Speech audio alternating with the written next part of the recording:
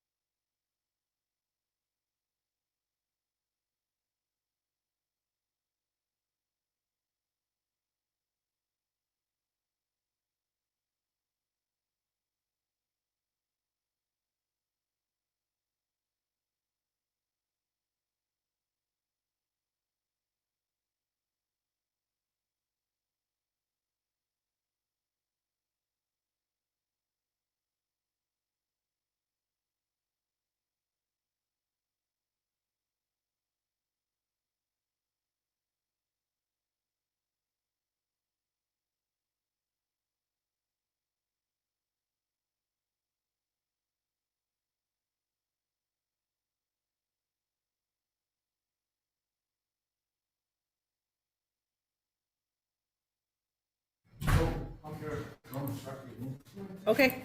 Alright. Okay, is the audio on? Let me turn it on. And then we have two members online. Okay. Okay. Yes. Yeah, good morning, everyone. I apologize for the delay. We are a busy Navajo Nation this morning. I just want to thank everyone on the call for your patience and also those here in the room. Today is a good day to serve the Navajo Nation. It is June 26, 2023. The time is 10:36, and I call this work session to order. Today in the room we have Delegate Norman Day, Delegate Lamardo Azar, and myself who are present in the Budget and Finance Committee room. On the call we have Vice Chair Slater and also Shadow Delegate Amber Canestra-Crotty on the call. I believe Delegate Heyman will be joining us later. So with that is today's roll call. I'll give a short invitation this morning. Let's all bow in a word of prayer. Heavenly Father, we thank you for another day, beautiful weather today across the Navajo Nation. And we just pray for our people. We pray that as they're traveling today for safety and also for our family members as well, all across the Navajo Nation, for their health and those that are grieving this morning. We just pray for their families and also that you are there to comfort them this morning. This morning, God, I also pray for the three branches. I pray for the President of the Navajo Nation. I pray for the Speaker of the Navajo Nation. I pray for the Chief Justice and the work that they do. Guidance asked this morning for wisdom and discernment and guidance for each and every one of them as they prepare to make decisions for the nation today and every day. Today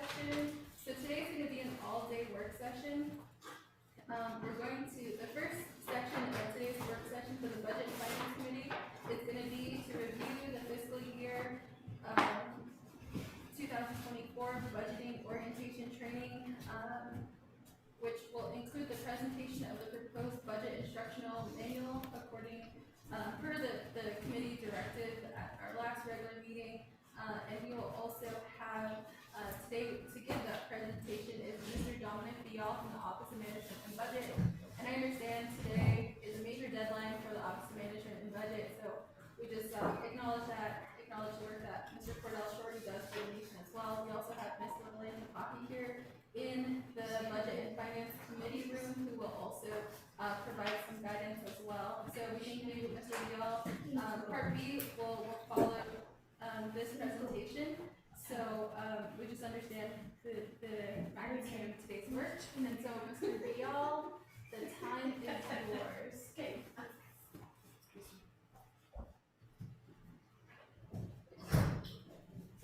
Okay, good morning, members of the Budget and Finance Committee, Madam Chair, Delegate Asseret. I realize others are on the line, and staff, Mrs. Nakai and C. Lorraine Tapahi, I didn't first recognize, and then Mr. Rodas from DOJ. I'm sure they can help me as we go. First of all, I mentioned earlier to several of the folks involved earlier in the morning. I gave a call to Dana Bobroff, the Chief Legislative Counsel, because in the prior meetings, she mentioned to you all that she recommended that budget training orientation be provided. And I agree, I concur. So with that, it was my assumption that she would be the lead presenter on that subject, focusing, of course, because she's Chief Legislative Counsel, on the committee side, and then the council side. In other words, the legislative side of things. And I would be here just to assist based on my years of experience dealing with this. So, as I said, I gave her a call this morning, hoping to go over it with her, and so that I knew what I needed to present, if anything. In fact, even documentation and so forth. And I found out she's not here, so therefore I'll just do the best I can, given that situation. Thank you, Mr. Vial. So. All right, Mr. Pataki. Thank you, Chair. I am presenting, I have some handouts, and I put those together, working with Ms. Bobroff yesterday and this morning. So, I'm here to present on behalf of Legislative Council. I do have paper handouts for folks, and also, I believe Peggy has the same things via email. Ms. Bobroff will be able to join via Zoom. All I need to do, she's actually on the monitoring committee call right now, handling something, but I will text her and she will get on here if needed. Mr. Pataki, do you use a projector this morning? No, I have paper, and I believe if you have access to your emails, you should be able to pull this up electronically as well. There is one resolution that I did not copy the whole thing for here because it's something like 180 pages. So, it was last year's budget resolution. Did you say you have a visit? Laurelina, I'm on the line now. Oh, yeah, there she is. This is Okay. 6:07. Okay. Good morning, Budget and Finance Committee. Mr. Bial, I apologize for, I had to be on Law and Order Committee. So Laurelina is going to do the presentation for Office of Legislative Counsel. I just wanted to do some introductory remarks, get us back to what the purpose of this report. So I'll be quick. I know you have a lot on your agenda today. So Office of Legislative Counsel Oh, Can you just, requested to speak with, present to the Budget and Finance Committee concerning the budget meetings that are held by the standing committees. As the Budget and Finance Committee is what we're going to call lead, is the lead for legislative on the budget Dana? process. Dana, Yes. excuse me. Dana, Yes, Chair Parrish is asking you to pause for a minute, please. Dana, we can't hear you. We're waiting for the technical support right now. I don't know if you can hear me. Okay, maybe. Is this on mute? Can we hear on the owl? Oh, he's not. Let's see. So, Mr. Bial, after reviewing their hard copy, would maybe Mr. Potty can go first? Yes. And then you'll Yes. fill in the rest? Yes. Okay. Thank you, Madam Chair. One Ready? second. We'll wait for the owl to be set up first. I don't know if she could hear me now, or have Dana say something. Peggy, I can't. I don't know which. Dana? yeah, I can hear, this is Dana, I can hear you much better now. I don't know if you can hear me. Can hear that. Dana, can you try again? Yes, can you hear me? I just texted her to say something. But nothing's coming through. This was emailed to you, Allison. This whole thing. Somebody speaking. We can't hear it though. Can you try again, please, Dana? Yes, this is Dana testing. Okay.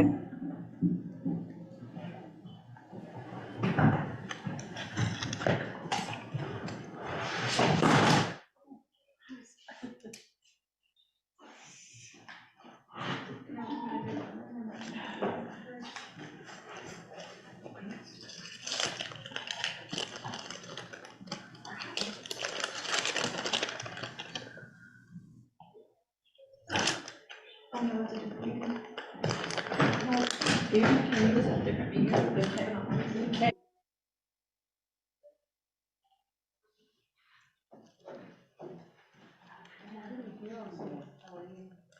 Sounds like a boxing ring.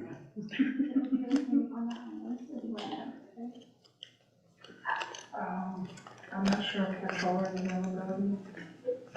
I called them, but it's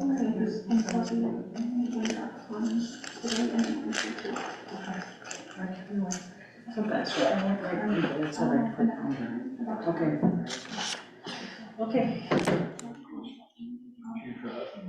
She texted me to just, she has to get back on LOC, so she said just to go ahead without her. Okay? Okay, okay. Can you hear us?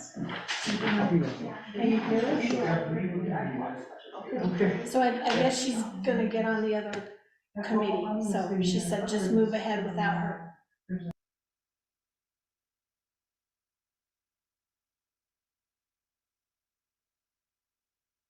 Oh, that's on you. All right, okay, thank you. Thank you, Emerson, and thank you to our staff here in the legislative branch. I'm sorry, Dana, but you got cut off, and so I'm gonna turn the time back over to Mr. Poppy. Thank you, Chair Parrish. Ms. Bobroff just texted me, she has to get, I think she has to get back on the other meeting, so she said to go ahead and go forth without her. So I'll go ahead and do that right now. Okay, so the first, I call it handout number 1. It's designated handout number 1 in the emails, but it's in the paper version. It says the Navajo Nation's annual comprehensive budget process, so that's the first one I'm going to talk about. I'm just going to kind of go through quickly rather than reading everything verbatim. It's all there for you to read through completely if you wish. I thought that these few definitions were a little bit important to bring to the committee's attention. And I guess I should back up a little bit. The purpose for this particular work session today is the committee members, especially the new delegates who've come on into the council and weren't here last year, to give the delegates an overview, sort of a training of sorts, to understand what the Budget and Finance Committee's role is in the comprehensive budget process. And this gives a little bit of guidance, gives a little bit of points and recommendations from the Office of Legislative Counsel. And our recommendations are based on procedures and previous, budget years and some problems and things that we've encountered. So that's the reason we wanted to have this little bit of a training for you today. So on the first handout, the first definition is appropriation. This is lifted verbatim from the Appropriations Act. The Appropriations Act under Title 12 is what governs the Budget and Finance Committee's role in the comprehensive budget process. It also lays out the controller's duties, OMB's duties, and each of the standing committee's duties, and also Budget and Finance's duties. And it lays out the process for how the comprehensive budget is put together and approved every fiscal year. One appropriation is when council designates funds for a specific purpose. They're essentially going to be approving the budget documents. The budget documents for all programs will be collected under each division, and then those will be put in the final budget resolution as exhibits, and then it's approved by council. The statutory requirement is by September 20th, which gives the president 10 days to then take action before the end of the fiscal year. So that's what we shoot for. Rarely do we miss that deadline. We did make the deadline last year, and I believe the year before, but we did have a continuing resolution, I think a few years ago. But anyhow, the goal is, of course, to get the comprehensive budget resolution approved by council, the final resolution approved by September 20th. And you'll see that on the budget calendar that was put together by OMB. Okay, so the next definition is condition of appropriation. This is the tool that's available under the Appropriations Act. And of course, feel free to stop me if you have a question, if you'd rather do it that way, or if you want to wait until I'm finished. Either way is fine with me. I'm reading on the first page of the Nominations Annual Comprehensive Budget Process handout, okay? I'm on 1B, Condition of Appropriation. So this is simply a tool for the council.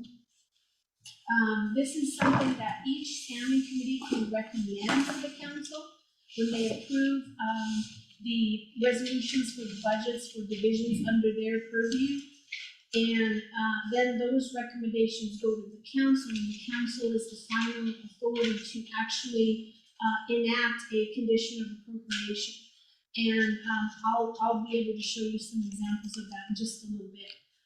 These are essentially tasks, duties, things, directives, if you will, from the council to programs that say, you will do X, Y, Z, or A, B, C by a certain date, and they need to be very specific. They need to have spell out a specific task within a specific time frame, and they need to say who is going to be responsible for doing that particular task. They can't be just generalized goals or statements. They've got to be very, very specific. And they will say, you need to do X, Y, Z by this deadline, and if you don't, there's an entire process under the Appropriations Act for sanctioning programs and program directors as well, if the condition of appropriation is not fulfilled. But there has to be a whole process that we have to go through before that's triggered. But we can go into that process if you wish. I can discuss that. But for this overview for today, I just wanted to let you know that there is this tool, conditions of appropriation, if there's a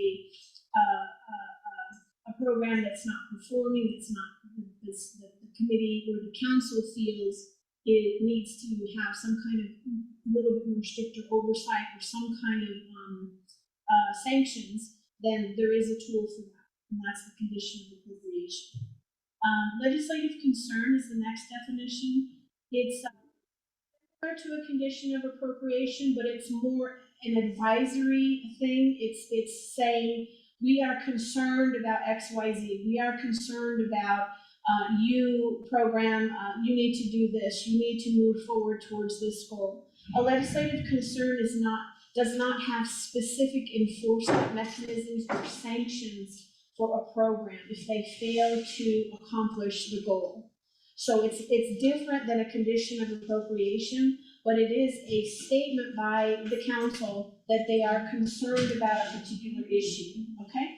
So that is also in the Appropriations Act.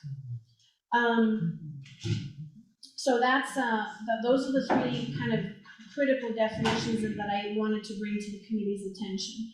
And they are laid out verbatim there in this handout, okay? Okay, so section 2, important provisions. I did want to explain that OMB has extensive authority here. OMB works with the programs and the division directors.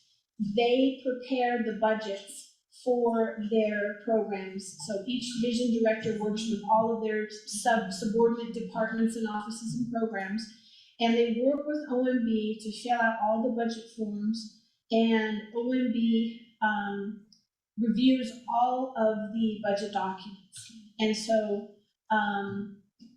you go into B, program duties. That's in the Appropriations Act as well. The programs prepare their budgets and submit them to OMB. And that's also done in accordance with the deadlines in the BIM calendar, the budget calendar. And I'll show you that in just a little bit too. I believe in the paper handouts, there is a budget calendar probably in there. I believe I put that in there. I'm not sure what page it's on. Oh, good. Okay, yeah. Page. Okay. And Don, Mr. Bial will talk a little bit more about that, I assume. Okay, so this is just to say that OMB has a key overarching role in assisting programs in preparing their budgets. This also applies when budgets are presented to the standing committees and the standing committees want amendments or revisions to the different allocations, the different line items in the budget documents. So for example, let's say a particular program says we want, $1 million for this purpose. And the committee says, no, we want to split that up. We want half, 500,000 to go to this purpose, but we want to move 500,000 to a different purpose. So the program will go back to OMB and work on revising their budget documents, and OMB will need to review and approve all of that. So it's not the process involves OMB all the time throughout. And so that's why I wanted to mention that, and how important OMB's role is in all of this. Okay, so under C, OLC prepares legislations. We first get the budget exhibits from OMB, and then we prepare the legislation. We give out blank exhibits C, D, and E. C is, if you take a look at LOCAU 1022, that's an example resolution in the handouts I gave you. That is an example resolution, and this is an oversight committee resolution, Law and Order, who is the oversight over ethics and rules. So this is what the standing committee resolutions generally look like. The standing committee having authority over ethics and rules is Law and Order. And so what they do is they give us A and B, exhibit A and B. If you see there, you'll see the budget line item for the Ethics and Rules Office, $706,047. That's under A. And then B, exhibit B, has 601,394. In the column C, it's the branch chief's proposed general fund budget. So these A and B are provided to OLC when we're getting ready to draft the legislation. And C, exhibit C is blank. This is recommended changes. So C is blank because the resolution will go to the standing committee, and the standing committee puts under Exhibit C the changes that it desires, the changes to A and B. And in this case, Law and Order Committee didn't have any changes, and that's why C is blank, okay? D is the, Mr. Bonnie? uh-huh, Doug, answer has a question. I've got a really fast question. Sure. I know you're saying the standing committee decides the changes and stuff, and it goes to O and B, and yay or nay. Does that still come to the O and B, and we can make changes also? Not O and B, yeah? Mr. Bonnie, can you explain, from the oversight back to, budget? yeah, I'm gonna get to that in Okay. just a second, yeah. That's I'm- just like, Yeah, okay, and I'll slow down a little bit here. Okay, so, yes, I'll get to that. So what happens is, the first legislation that's drafted, that goes to a standing committee, is gonna have A and B, Exhibit A and B, filled out. And it's filled out because the program, in this case, it's ethics and rules under this example resolution. They've worked with OMB to fill out A and B, okay? So then, we provide blank exhibits, C, D, and E. Those are gonna be blank. And the reason they're blank is because C is left blank so that when that resolution, it's dropped, it's posted, and then it gets to the standing committee, the standing committee may want to change whatever in A and B. So Exhibit C is blank, and that's where you fill in the changes. You want to move 500,000 from this, you want to move 2,000 to that. Any changes that the committee wants will be put in Exhibit C, okay? And that's why it's left blank. And then Exhibit D is conditions of appropriations and legislative concerns. And so that's also left blank, because the committee will come up with what conditions of appropriations and legislative concerns it wants, okay? And then also Exhibit E for unmet needs. The committee may also want, probably the program is gonna say, we have, 3 million in unmet needs for whatever project, okay? So they will stick that in, or they will ask the committee to put that in that exhibit, okay? So then, we end up with a final resolution approved by the standing committee. And then each standing committee has all these approved resolutions for all the divisions, departments, programs under their purview. Then the final budget resolution is drafted using all of those committee resolutions. But there's a negotiation process between those standing committee resolutions that are approved and how the final budget legislation is drafted. That's where BNF comes in, because Budget and Finance Committee is the first committee that reviews the draft final comprehensive budget resolution. And that legislation is put together based on BFC accepting or rejecting the standing committee resolutions. Do you see what I mean? So each standing committee makes all of its decisions regarding all of its program budgets under its scope of review, and then those final resolutions are approved. And then there's a negotiation process, which I'll get to in a little bit. I'll explain in a little bit. It actually says negotiation under the Appropriations Act. What it really is the chair of the standing committee comes before Budget and Finance and says, here's our resolutions that we approved for all of the divisions and programs under our purview. We recommend to Budget and Finance Committee to accept all of these things that we've done.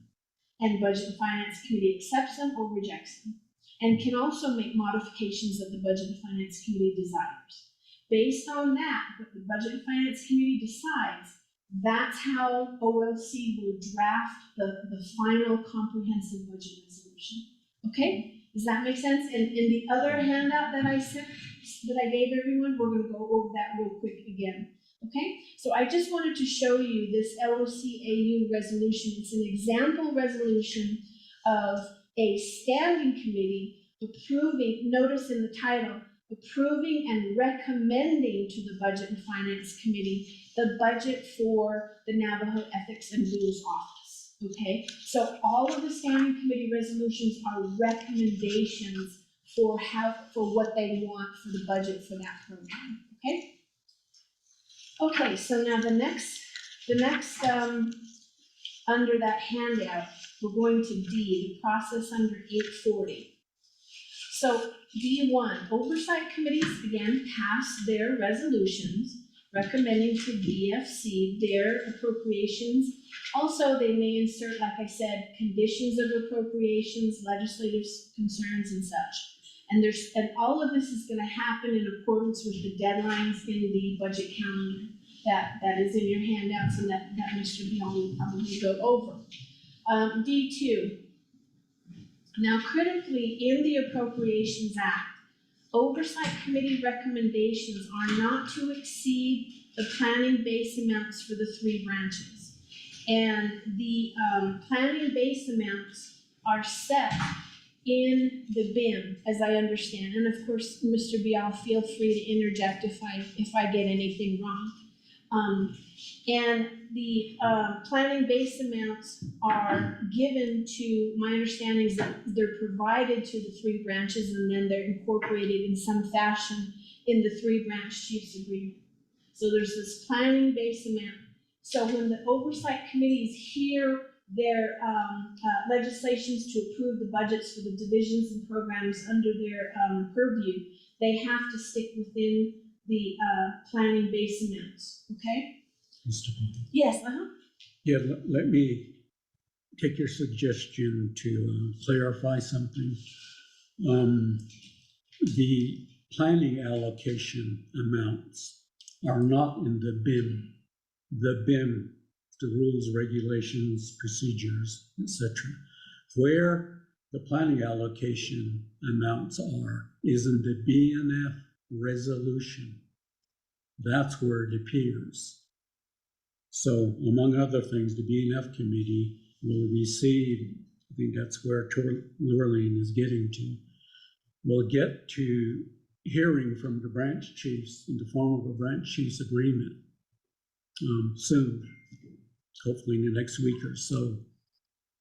And they'll be recommending allocations to the 3 branches and other cost categories, like the chapters, like fixed costs, and so on. And if BNF accepts it as is or with certain modifications, then it'll be incorporated into your budget resolution. So that's where those numbers are, not in the BIM. The BIM is just the rules, regs, and so forth, the guidelines. That was my little clarification. So are you saying, Mr. Bial, is that when that resolution comes to the BNF committee, that we can also reject some of the amounts? Are you saying that? I'm just asking. The Budget and Finance Committee can choose to accept the recommendation from the 3 branch chiefs or decide on their own. Mr. Potty? Thank you, Madam Chair, and thank you, Mr. Beyond, for that clarification. I'm assuming when you say in the BFC resolution, I'm assuming it's the resolution that BNF considers and passes to accept and approve the BIM. Am I correct on that? Well, yes, but the legislation that I'm speaking about, first of all, it accepts the revenue projections from the controller, including the regular general fund and then the permanent fund income. That's one thing it does. The second thing does, it approves the planning allocations that we're discussing. If the BNF committee decides to go with the branch chiefs agreement, in the past they've just added that as well. as an exhibit to the resolution. And then it approves the IDC recovery amounts, and then the timetable. And the last document that would be appended is the overall BIM. So it's the, comprehensive resolution in covering those areas. Thank you, Madam Chair. Thank you, Mr. Vial. Okay, so anyhow, again, just to reiterate, there is a planning base amount that is set, and once it's set and accepted, then the oversight committees, when they approve their individual division departments' budgets, they're not to exceed that. Okay, they have to stick within that amount. D3, here's the consulting and negotiation. The Appropriations Act actually says that BFC consults and negotiates with the oversight committees if any changes are to be made before making final recommendations to the Navajo Council. Again, this is where Budget and Finance Committee can accept or reject or amend, change any of the budget documents, resolutions that are approved in the Oversight Committee resolutions. And again, changes cannot increase or decrease the planning base amount. So the changes have to be within that dollar amount. And Budget and Finance Committee makes recommendations concerning the budget and submits it to the council. So what that basically means is Budget and Finance Committee approves the resolution recommending to the council the adoption of the budget in the form that BFC decides it wants it to be. So it may identically mirror everything that the standing committees have already approved in their resolution. It may be different because Budget and Finance Committee has the authority to determine the configuration of all of the exhibits and budgets that will go into the resolution that will be dropped and posted, and it will be a resolution relating to Budget and Finance Committee, Navikia-Tik Committee, and the Council. So Budget and Finance Committee is the first committee that considers the final budget resolution. Okay, so that's what it means when BFC makes recommendations to the Council. It's essentially the one in charge of the first version of the budget resolution that will go to council.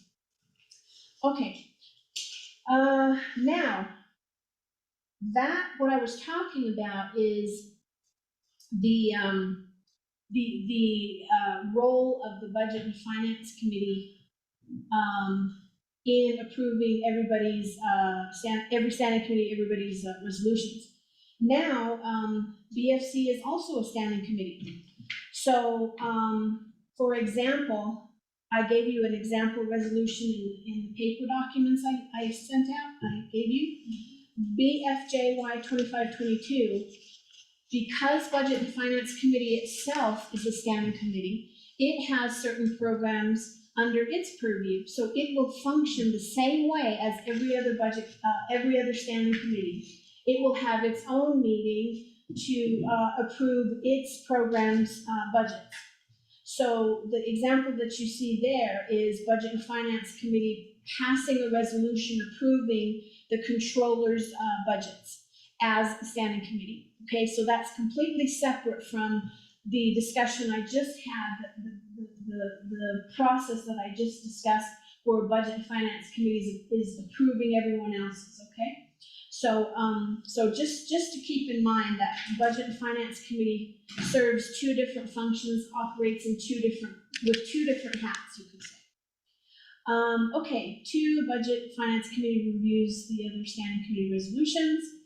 OLC prepares the draft budget resolution based on BFC's acceptance of the standing committee's recommendations. And I had to email CS 4222. I think I may have put a copy of it in the papers. CS 4222 is last year's comprehensive budget resolution. Okay, so again, under E3 on this handout, OLC drafts that resolution for posting on DIB, for dropping, based on, Budget and Finance Committee's final determination as to accept or reject or modify the standing committee resolutions. Okay, that's how we draft it. So you can take a look at CS 4222. The whole thing is hundreds of pages, but I just put in there, the first, I think I have the entire legislation and the exhibits. Notably though, because of the resolution that was passed, let's see, it's in the handout too, let me just check that really quick. Because of resolution number CD 7222, there will be no carryovers for FY '24, okay? So you have a carryover exhibit in there, and that was a big mess. So that's just off the table, that's, we're not gonna do that this year because of that resolution, okay? And I'll get to that shortly. So if you take a look at CS 4222, you'll see that's how it's done, that's what it's gonna look like, except for the carryovers exhibit, okay? So I'm gonna go to the next handout. If folks don't have any questions on this one, I'll just pause for a moment.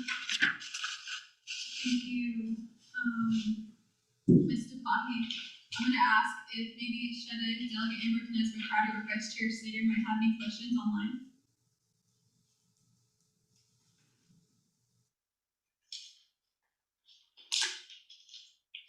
I hear none. Could you say that again, Chair?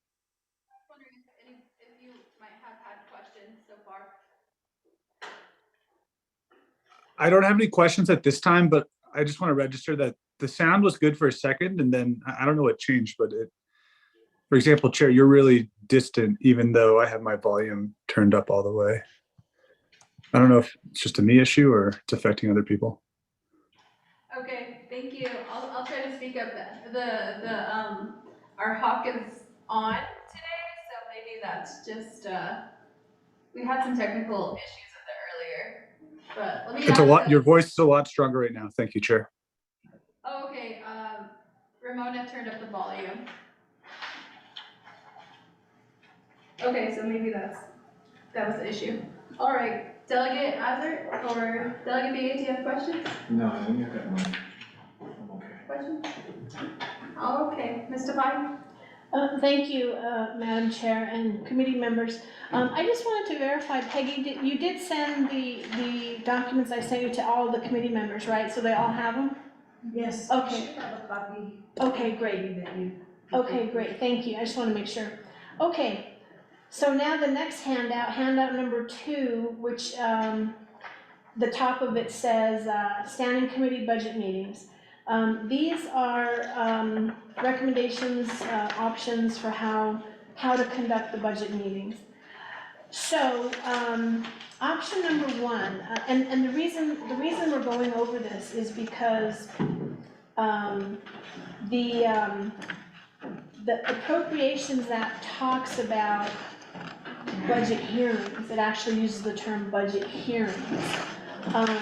When the drafters drafted the Appropriations Act, I can't help but conclude that the original intent was for the Budget and Finance Committee to go out to the communities and to hear members of the public talk, give their input about proposed budgets for all Navajo Nation programs, okay? And I believe that was the procedure that happened years ago. But in recent times, that has not happened. It has been only Budget and Finance Committee meeting here in Window Rock and just hearing the standing committee resolutions. So I'm sure Peggy might know if actual hearings were held at the chapters. And at that time, when you're having hearings in front of the public, it does make sense to swear in a member of the public when they're giving their testimony about a particular budget. But when the Budget and Finance Committee is not doing that, if they're here and they're simply having program directors, division directors, and branch chiefs as well, branch chiefs present their branch budgets, okay? It does not make sense to swear them in. But let me go ahead and go through these options. We put together these options because of that wording in the Appropriations Act. So budget meetings can be held either using option 1 or option 2. Option 1 is basically the regular meeting. We treat the budget meetings just like any other standing committee meeting. An agenda is approved and the legislations are listed separately under new business. There's no report. Each legislation is read into the record. The chair calls for a motion and second. The sponsor presents and calls upon an agent if needed. And then there's debate and discussion. And if any amendments to the legislation, the body of the legislation, or to any of the exhibits to the legislation are desired, then they're offered and voted on. And then there's a final vote to approve or disapprove the final version of the legislation. So previous practice has been to table a legislation after it's called to the floor. And the program is then, or the division director is told, go back and revise the budget documents because we want the following changes, you know, X, Y, Z changes to your budget documents. So the legislation is tabled, and then the committee meets a second time to pull that legislation off the table and to consider it again. And hopefully, because the program, the division director has had time to fix the budget documents, the committee does a formal amendment to switch out Exhibit A or Exhibit B or whatever exhibit and put in the corrected version that the program has revised and that OMB has reviewed, okay? So that's how that's done. The pros of this are everyone is familiar with this process, doing it this way, but the bad thing about this procedure is that keep in mind that if legislation is tabled twice, then it dies, okay? So we want to avoid that situation. If the legislation comes back the second time before the committee and the committee still is not satisfied, the committee tables it again, then it dies. So that's a problem. That's one of a big con for this method, okay? Option number 2 is the report style.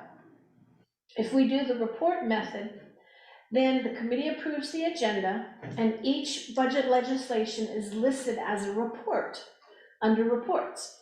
So program A report, that'll be number 1, number 2 report program B, number 3 program C, all of that. So you have all the reports listed.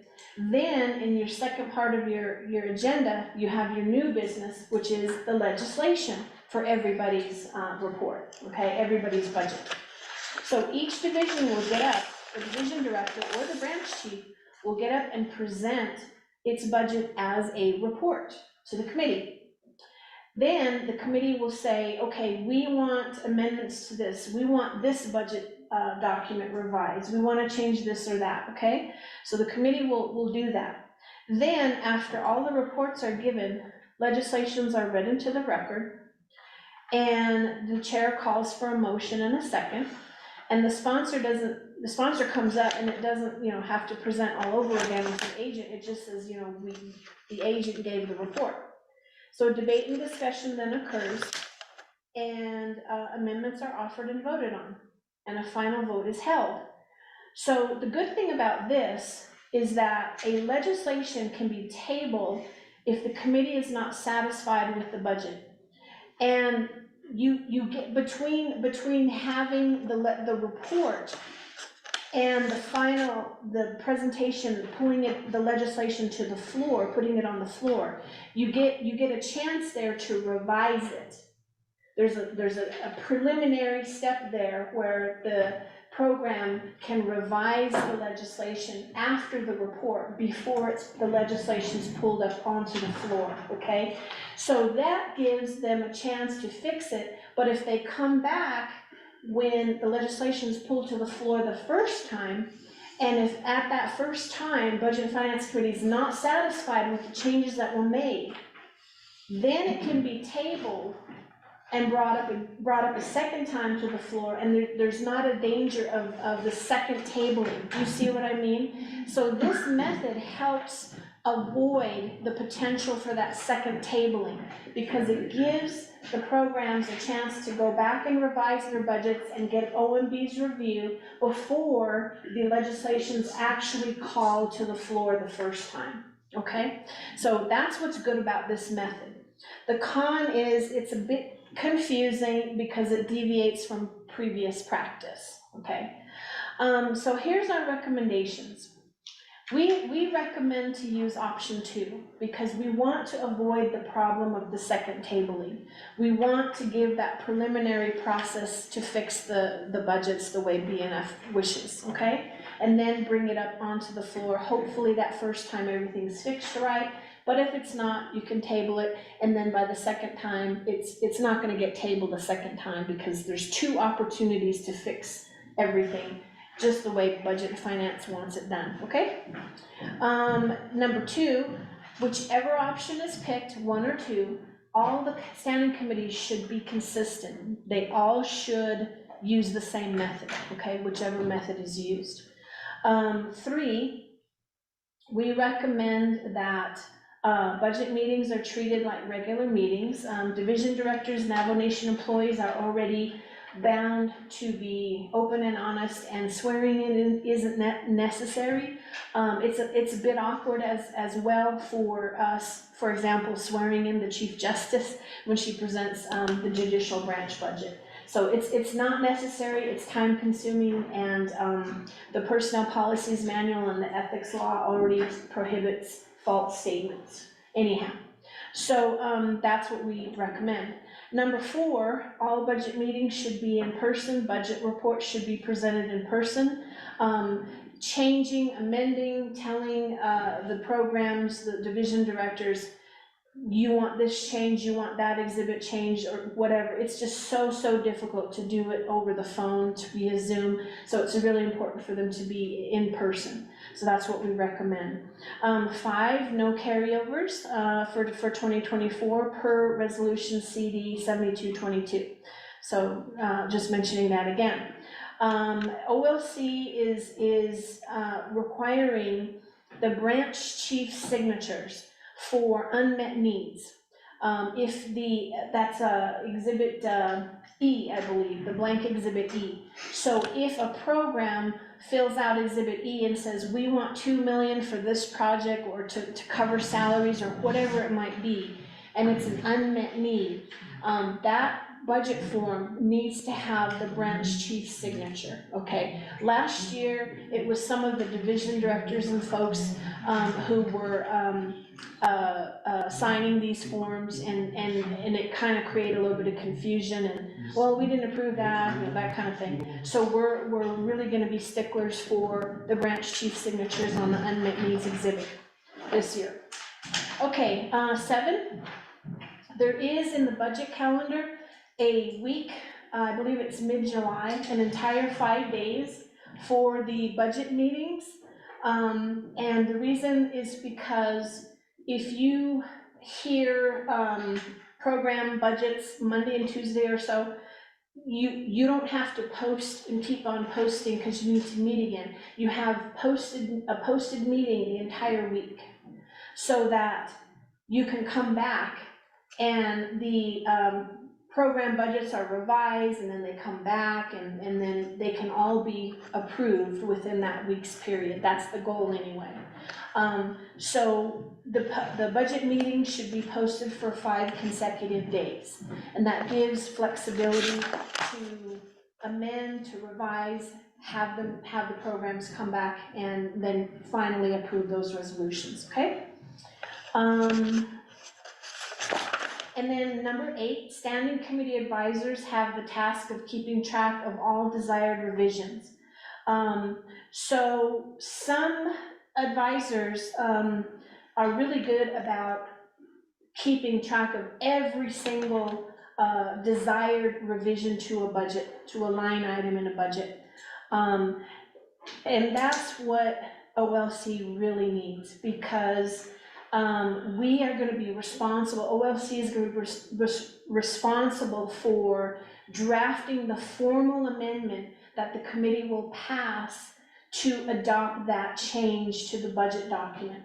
And rarely, there may be a change to the body of the legislation, but 90% of the time, 95% of the time, it's a change to one of the budget document exhibits, okay? So, sometimes, what will happen,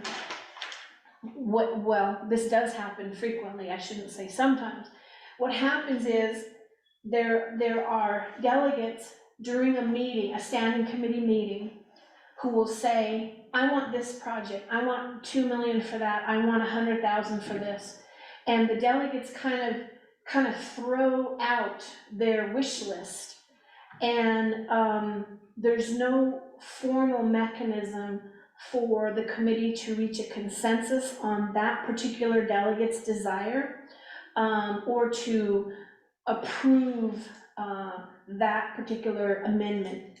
So it gets to be unwieldy sometimes. So OLC really relies on the advisors to take very detailed notes. And if they have to go back to the recording of the meeting to catch everything, that might be necessary. But OLC's job is to draft the amendments, and we're not necessarily taking dictation as the delegates are throwing out their wish list, you see. So we really rely on the advisors to do that for us, to keep track of every single desired revision to every single line item on the budget documents, okay?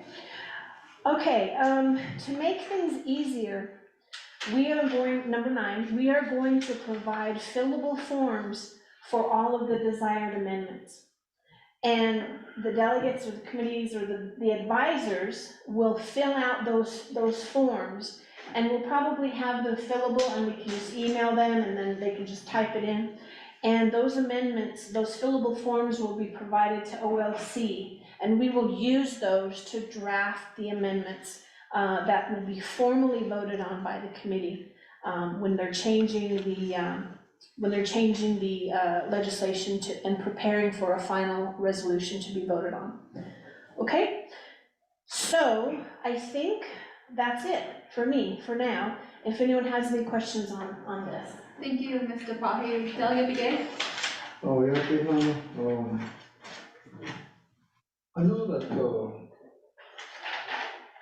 each committee, when all this budget comes across the committee, their oversight gets this easy.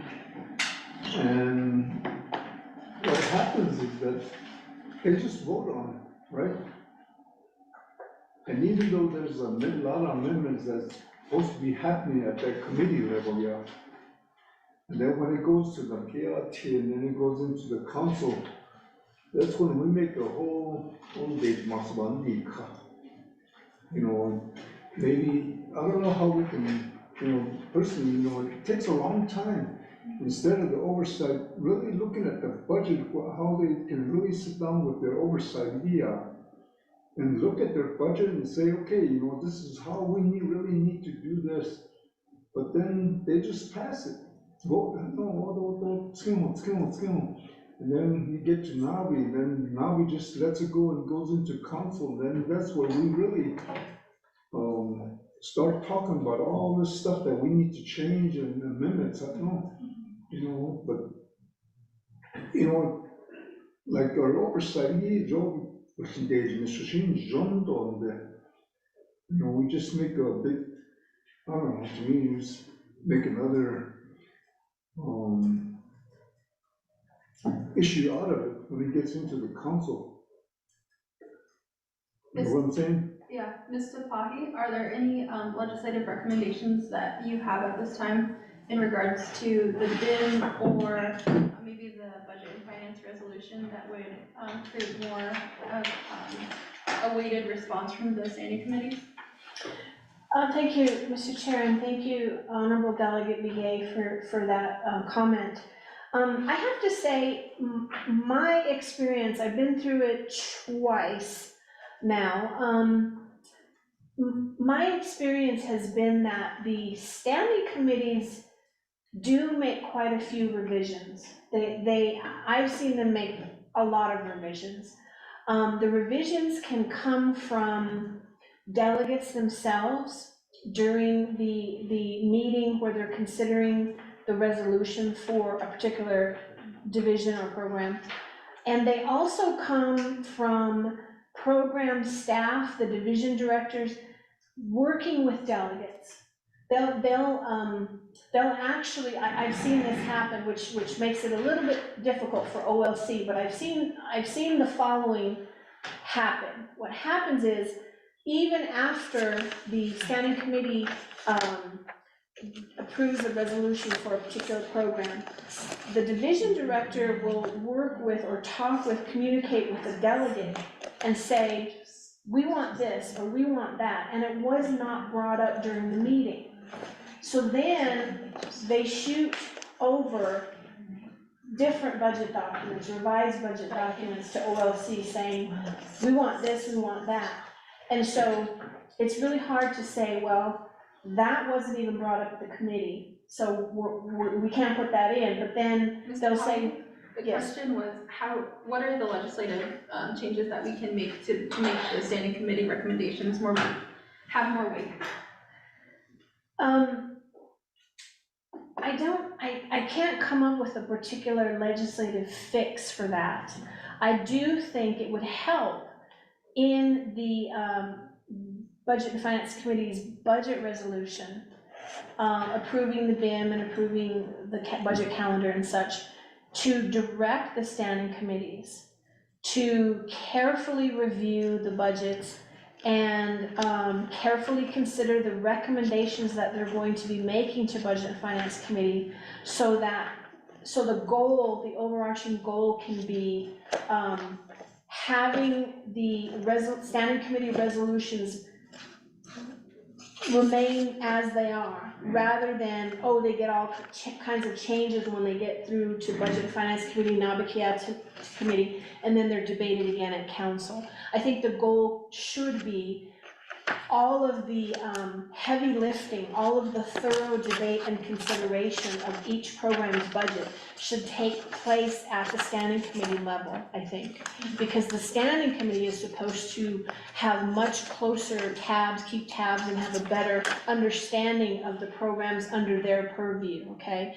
So I think that putting a directive in the Budget Finance Committee's resolution could serve to, put the standing committees on notice that you really need to pay attention, you really need to carefully consider these budgets, rather than, we're just gonna let it go, And of course, part of considering any changes that a delegate may want or that a program may want, part of that is to listen to OMB's recommendations as well.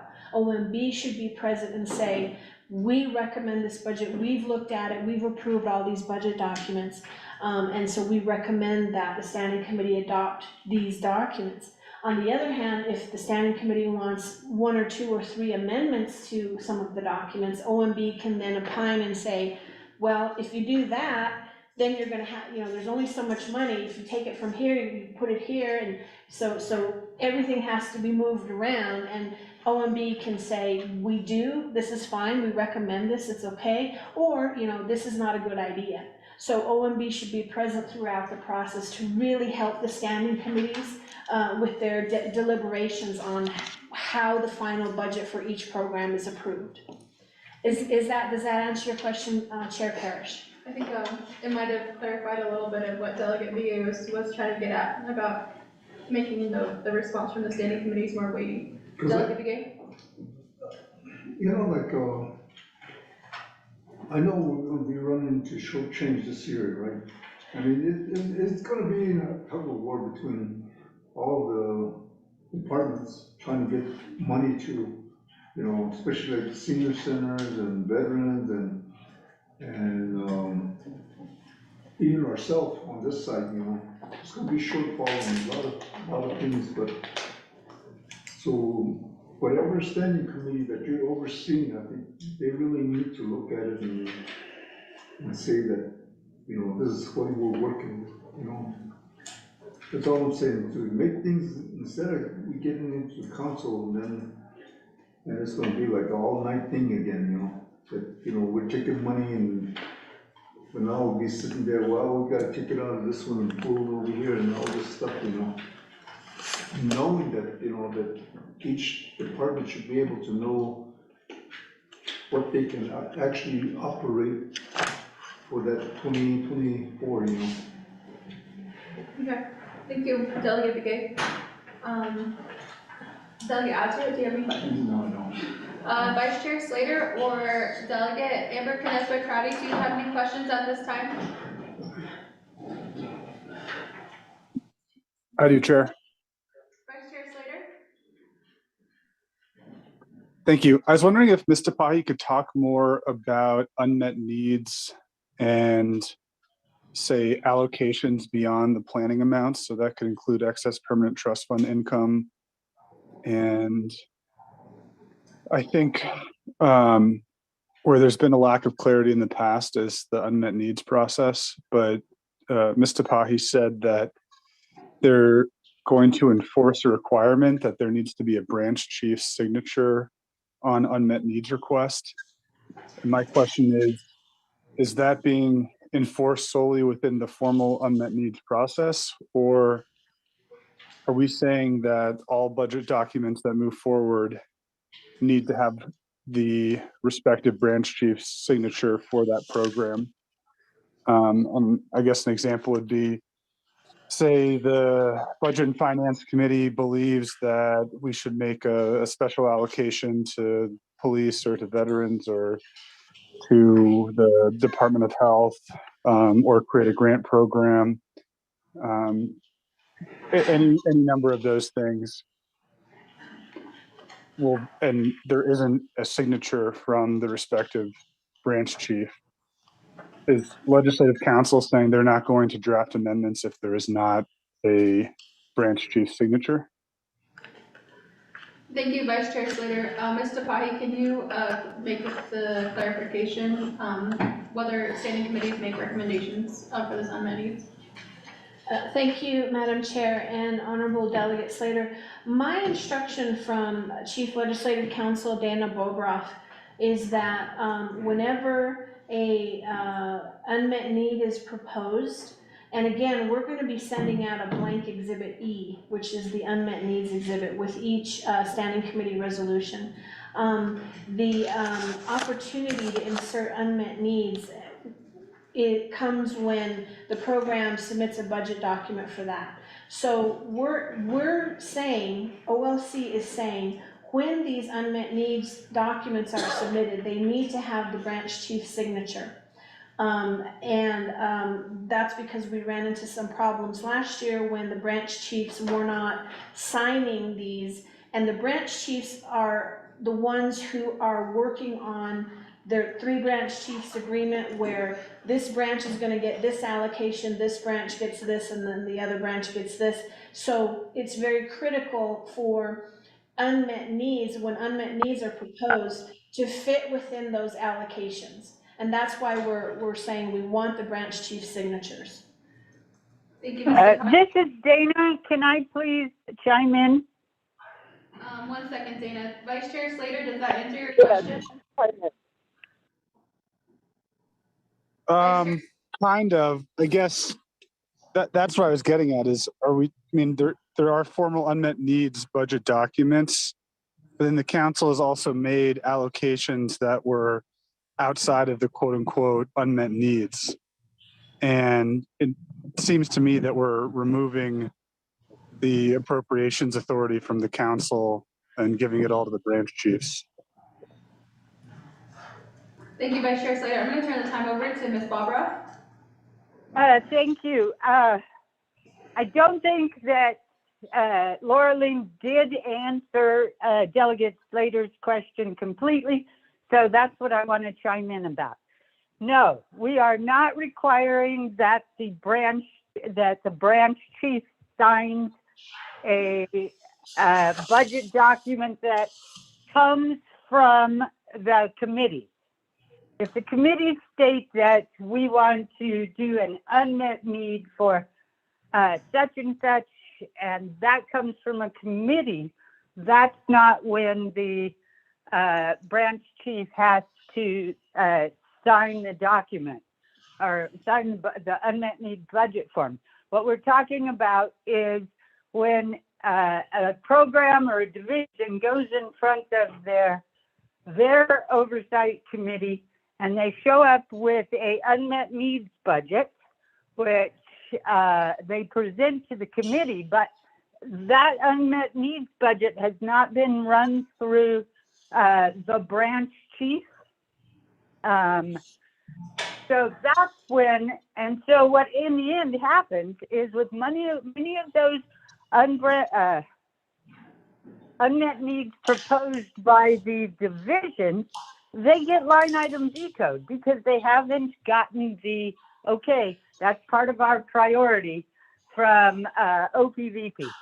So all we're saying is when the division submits an unmet needs budget to their oversight committee, those forms need the branch chief's signature. But if a committee, standing committee, oversight committee, budget and finance committee, or council wants to do an amendment, we're not going to impose the branch chief requirement on that.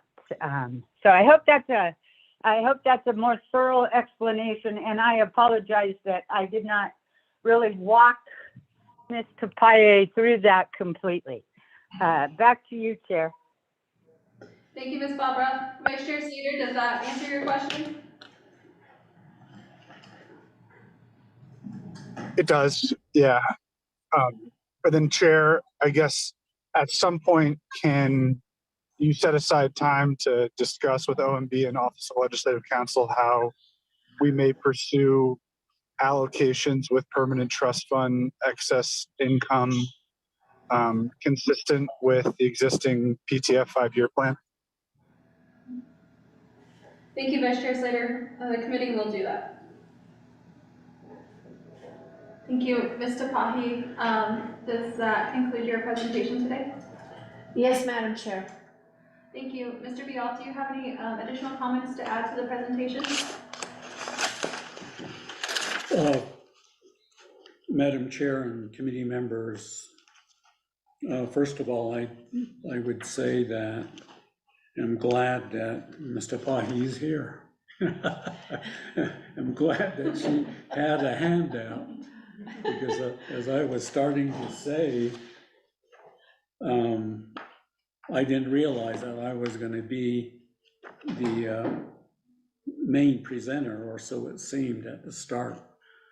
But additionally, just to add on to some of the information in her handout, page 3 is the timetable, the budget preparation calendar. And those of you who have been a part of the process in the past, you're familiar with this because it, by and large, stays the same. So it has the task 1 through 16, the main ones, the respective due dates, the key activity that's taking place, and who does it. You might notice 1, 2, and 3, the due dates are blank. Okay, this is the actual document we had ready, assuming the B&F committee would have approved the budget resolution on June 20th. Of course, that day is past now. So we just whited it out because it really is going to be dependent on when the B&F committee is going to do that. So for example, if it's July 4th, speaking a little bit facetiously, because it's a holiday, we would put July 4th and then go from there. And by and large, all the dates then would be revised somewhat to accommodate that schedule. So that's what this does. And you're talking about, as it says, the first one, it's performed by the BNF committee, approving the branch development legislation, including the revenues, the planning amounts, the budget calendar, and the BIM. That's the main thing that happens on that particular document. As I understand, I've heard late Friday that the legislation, proposed legislation with all these various attachments have not been dropped yet. So that's why that date is blank. Similarly, because the branch chiefs can't issue their, under number 2, the branch division planning amounts and so forth, until the BNF finishes number 1. Mr. Vial, the budget instructional manual was not provided to any members of the Budget and Finance Committee from the Office of Management and Budget. So if you're referring to the process that is laid out here, the Office of Management and Budget didn't give that information to the Budget and Finance Committee. When we asked for it, how many consecutive meetings? 3 meetings? We've asked for the status of the BIM. So I just want to make that note. The Budget and Finance Committee has been waiting for the Office of Management and Budget to receive that report.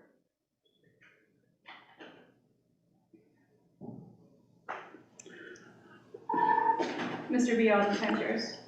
Okay, I acknowledge that. So again, that's the purpose of the timetable. And Ms. Tapahi, in some of her presentations, she spoke about some of the key requirements pursuant to the Appropriations Act. And she was speaking, for example, about the Oversight Committee reviews, which would be number 10. Now, pursuant to the calendar that we had for June 20th, would have been July 24th through the 28th. That would be following the summer session of the council. So that's when the 3 other oversight committees will be having their oversight committees, as well as the BNF committee. As she mentioned, the BNF committee also has oversight authority. And she was using the Ethics and Rules Office as an example. But that includes OOC, OMB, retirement, fixed costs, etc. So that's when those hearings would be held. And so on, leading through the process.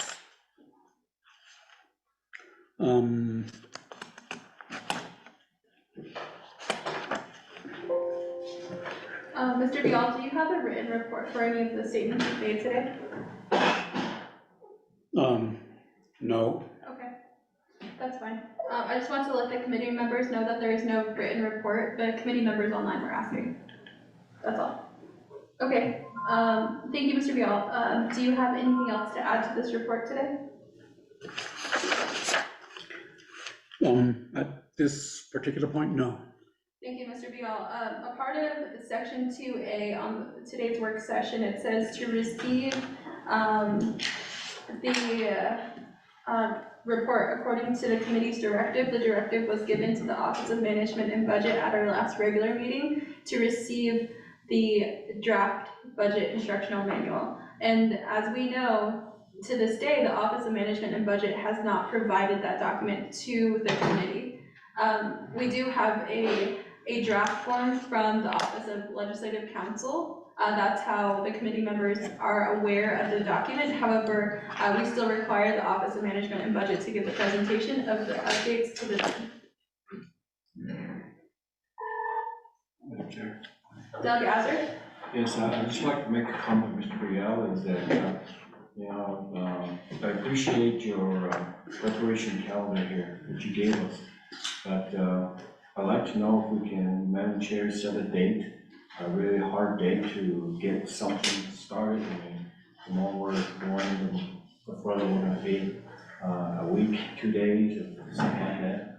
Have Mr. Rial deliver the BIM manual. It's today, it's on the work session, It is today. today, right now, Mr. Now Bial. that we don't have it, ma'am, tomorrow, we need to look at that manual. So, Delegate Azeret,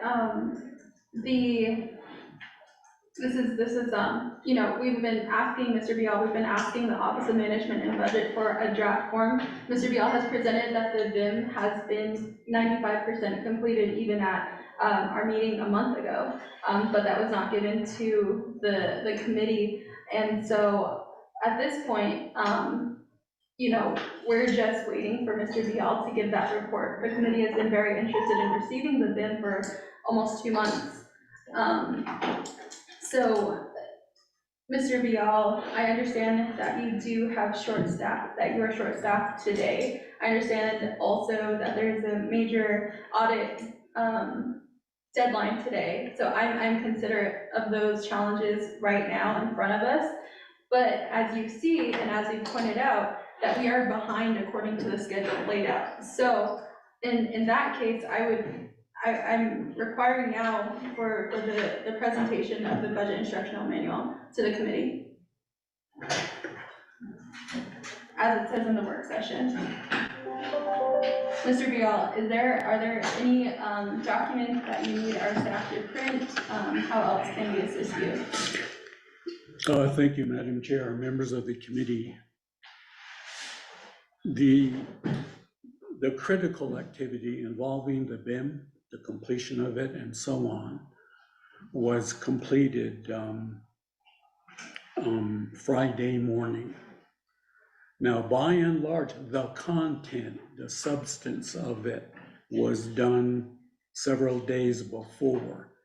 And the final touches, which is the formatting, the page numbering, being sure the forms that are included follow logically, they're not cut into the following page, and so on. That took a little bit of time, more than I thought in the past. So we submitted that document to Legislative Counsel's office.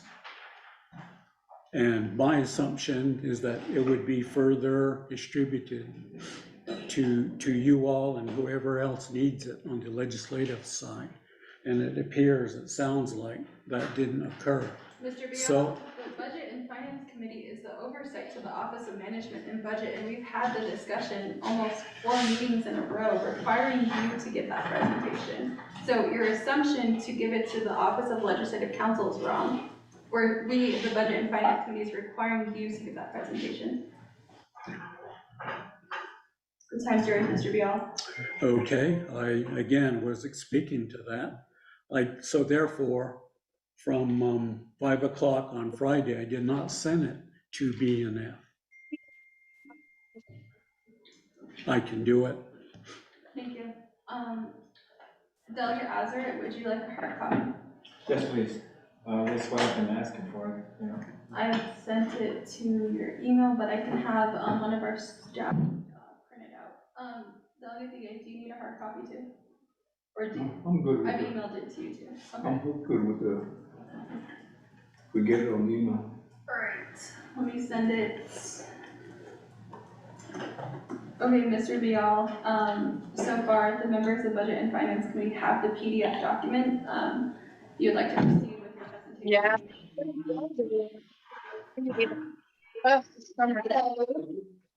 Sorry, who's on the call? I think it's Amber. Yeah, I loved it. Shadow Delegate Yeah, Amber? I loved it. I shared it. There we go. Okay, great. While That we're- is Delegate Cuddy. Yes, Shadow Delegate Amber, can I say Shadow? Daisy, yeah, I was just letting the committee know that wasn't my background. Oh, okay. Okay, great.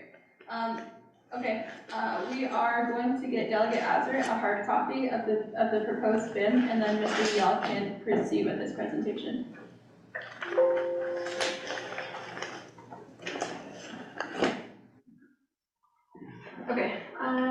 both of you have the PDF, right? Somebody get a copy for Delegate Hazard. You mean a credit? Yes. Well, then you know.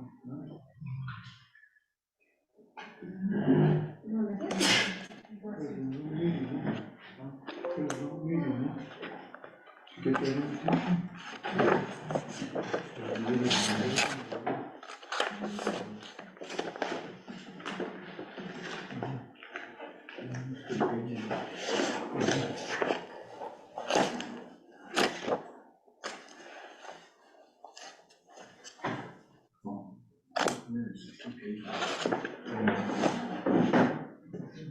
Thumb drive or something.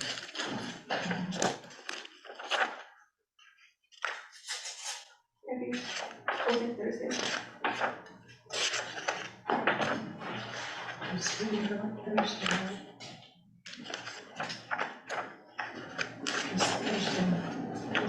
Oh, then I should have 5 days in. Okay, Mr. Mayor, we all have a digital copy now. Or, but there's not something else we can. Yes, I can. Okay, thank you. Okay, thank you. Mr. Vigali, if you, let's see, okay, the committee has the PDF file. You may proceed with your presentation.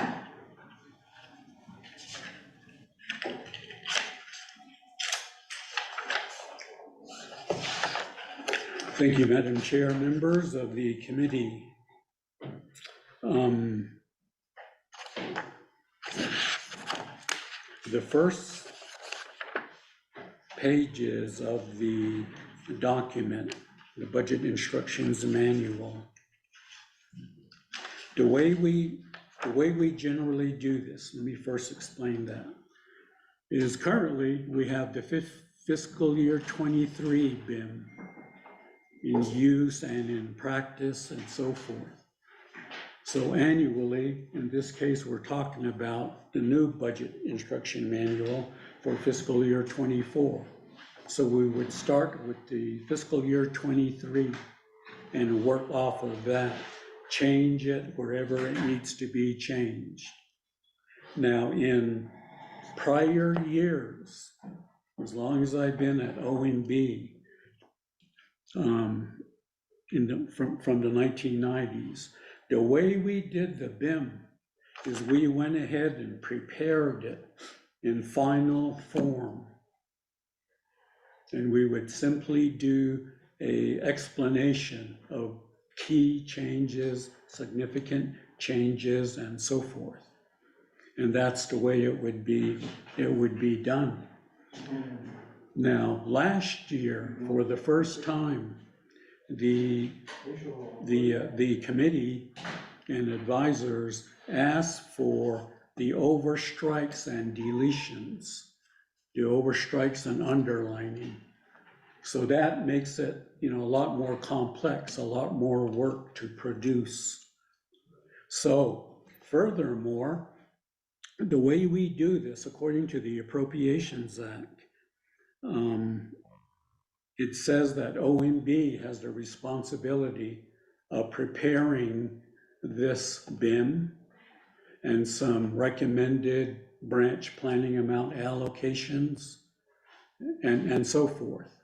So the way we also do this is because other programs and offices are involved in this.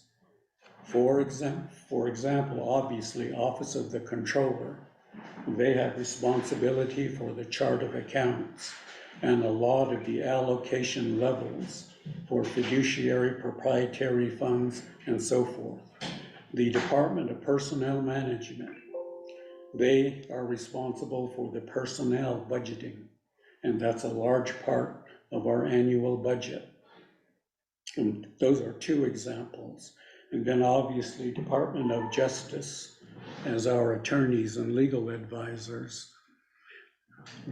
What we would normally do under normal times, we would have simply sent a memo out to those individuals, those offices, saying we're preparing the 24 Budget Instructions Manual for your relevant sections. please provide any revisions, updates, so on and so forth, that you want to propose. And they would typically do that. Some of them, they would do it fairly quickly, others might take a bit longer, and so on. So all of that would come into OMB, and then we would put together the document. Now, this time around, for the fiscal year 24 process, we have a new administration and a number of new division directors and so on. So when I was discussing this with the president's office,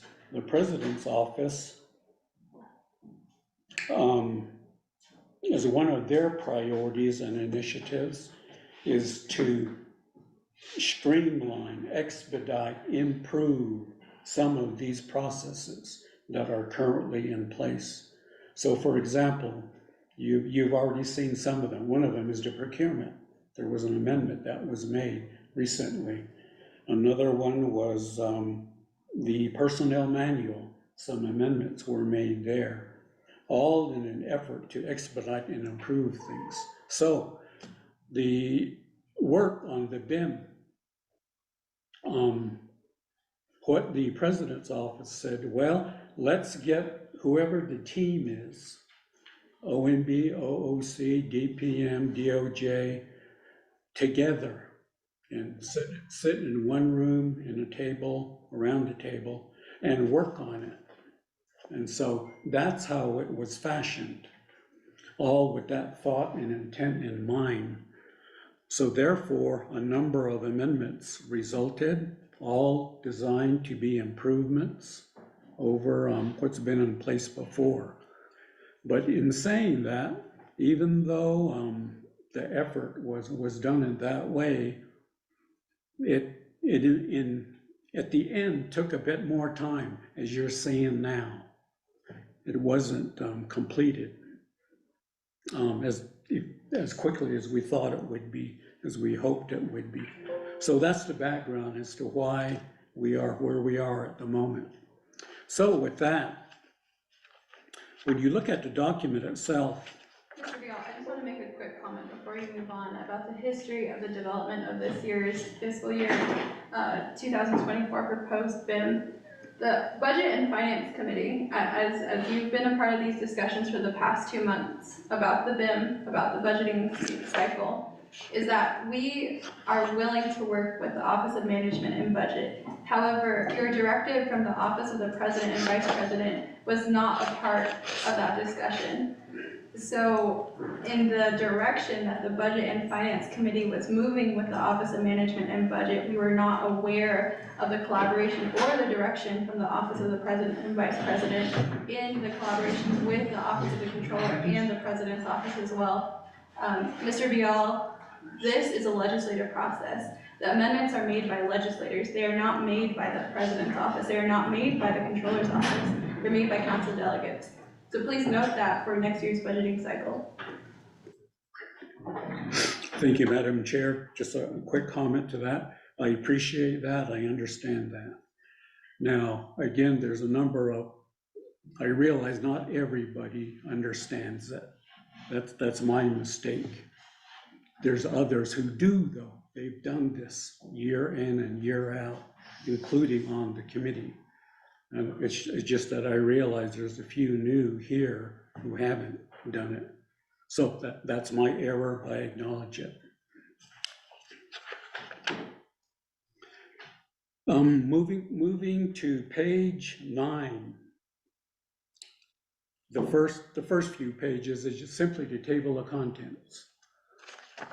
And it shows that essentially what we did is just prepared a new table of contents based on the document as it was finally developed. And then that's followed by the strikeovers of the 23 version. So that's simply the table of contents with the page numbers and so on. So on page 9 is where the actual BIM, the detail of the BIM starts. In the purpose and authorization, there's been some minor changes. just an attempt to make this document read better. But the first substantive change is in part 2, the performance budgeting and performance assessments. Some of the prior language, you see it's overstricken. And then on page 10, the next page, it shows some of the new language. The top of the page there, it begins the appropriations that establishes the measures, the requirement for the measures, and so on. So the key change here is to focus on the Appropriations Act language about performance measures. Mr. Pahe, can you make note of these changes and I'll review them with you? Thank you, Mr. Bial. And not so much goals and objectives, which was some of the prior verbiage that was used. So that change there simply reinforces that. Part B is the methodology. Again, some of the prior language was overstricken. And the consequence, the result, the underlined version there, it reads, 2 formats for the performance measures can be used. And they're labeled either Form 2 or Form 2A, depending on which best fits the program. The Form 2 managers will provide quantitative performance measures. This particular form is very similar to the current form. It lists space for 5 performance objectives. It's on page 10. Or page, top of the page. And the key change in that particular document is it focuses on the term performance measures pursuant to the Appropriations Act. Now, Form 2A is a new form, and this would be performance measures to be stated in a narrative format.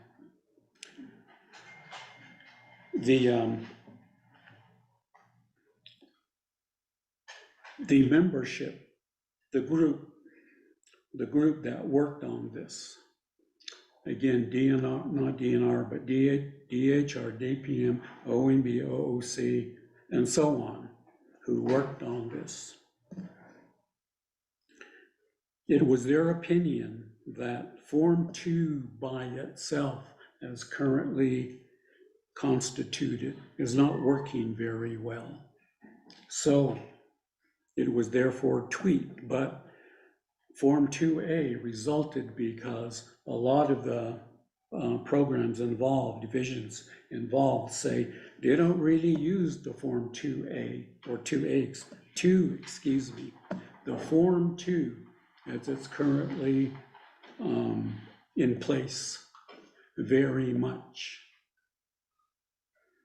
And when they have their own interior management meetings or when they go to oversight, they focus really in a narrative style description of their performance measures, objectives, and so forth. And that's what they really use. For example, we're just talking about oversight budget hearings. That's what they present to branches and divisions as they go through the process. Not so much the Form 2. The Form 2, OMB, it's reported to OMB. OMB prepares the report, and that report is given to the oversight committees. But when we go to the oversight committee reviews, it's not used very much, or referred to much at all. So this is an attempt to deal with that and improve that particular way and manner of getting to the performance measures. Under the new letter C, The scoring criteria is proposed to be amended. You see the overstrikes. And it would be, the new one would be 5 to 100%, would be exceeding or exceptional. Number 4 would be 100%, would be meeting the performance measures. Thirdly, would be 75.99% would be acceptable. 50 through 74% would be minimal, meeting the performance measures.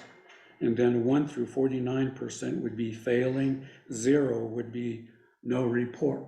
Sometimes a number of programs don't report at all on a quarterly basis. So again, this is an effort to use better measures of the performance. The next page, again, you see the overstrikes. Letter D is important. It says additional guidance. OMB may administratively issue additional guidance and/or instructions as may be necessary. Because this is a change, Form 2's been tweaked a little bit, as I explained. Those were sure that some programs are going to be wanting to know, well, if we are to use it, what are the changes? So we're going to have to provide guidance as we go along. The 2A, because it's new, they're going to want to know if it's a narrative, how long is there a limit as to how long it is, so on and so forth. And even then, how is it going to be scored?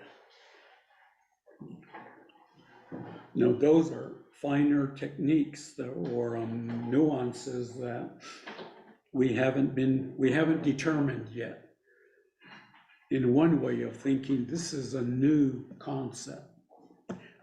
So if it's put in place, we'll do it and work with it with all levels of managers and see how to work with it as we go.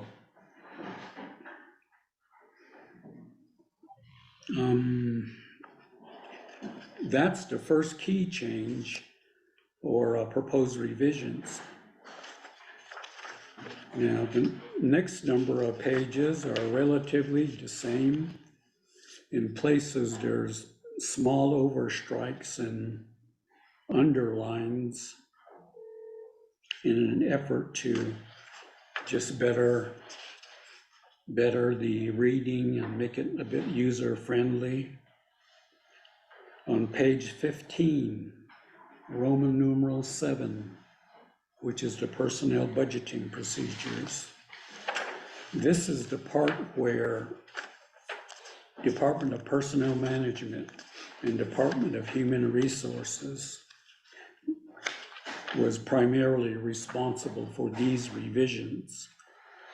A large part of it is simply reformatting the flow of this particular section.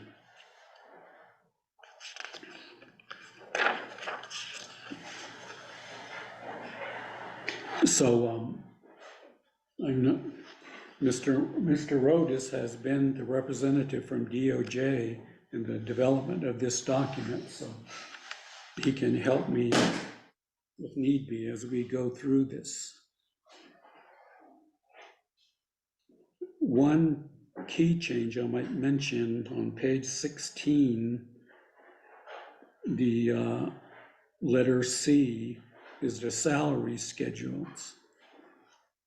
The salary schedules that are used in budgeting, they won't be in the BIM itself anymore.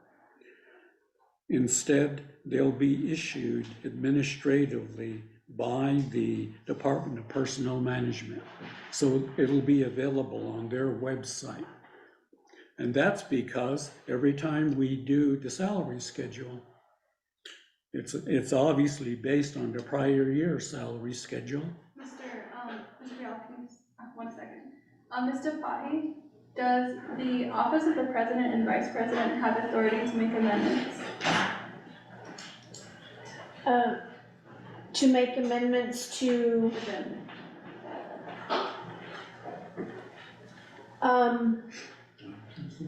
Budget and Finance Committee has final authority to approve the BIM. My understanding is that the draft BIM is reviewed by whomever. The ultimate form, the ultimate version that is approved and adopted is the version that Budget and Finance Committee approves by resolution. Does the office of the president and vice president have authority to amend the BIM? No, the Budget and Finance Committee would amend the version that's approved. Does the nomination Department of Justice have authority to amend the BIM? No, it's, the committee has authority. If an original BIM is adopted for FY '24 and then it's amended later, that would have to be done by Budget and Finance Committee, a formal amendment to whatever's adopted.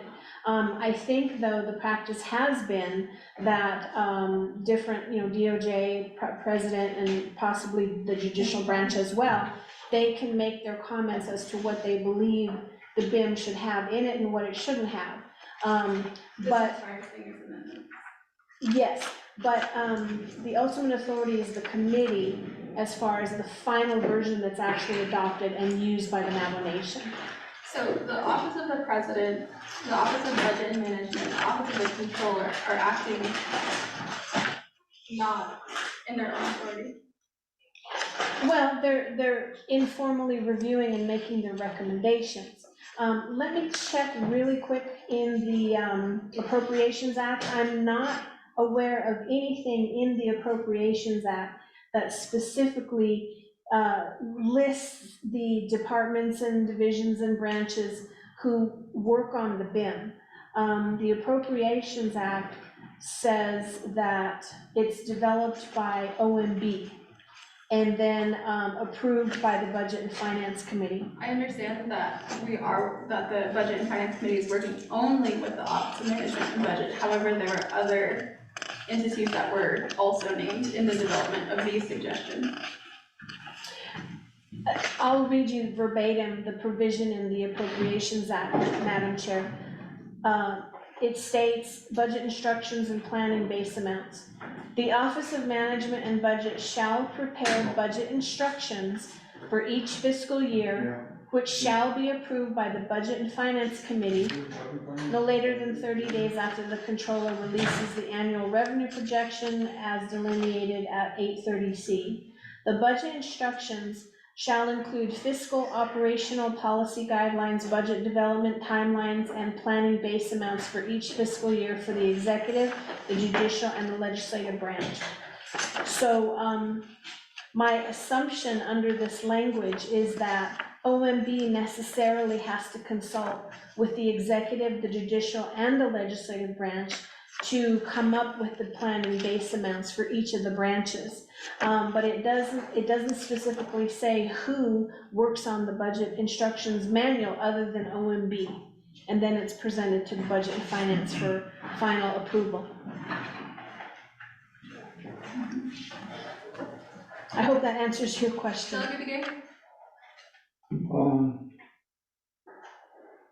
haven't, well, usually when you do another document like this, you review the document, right?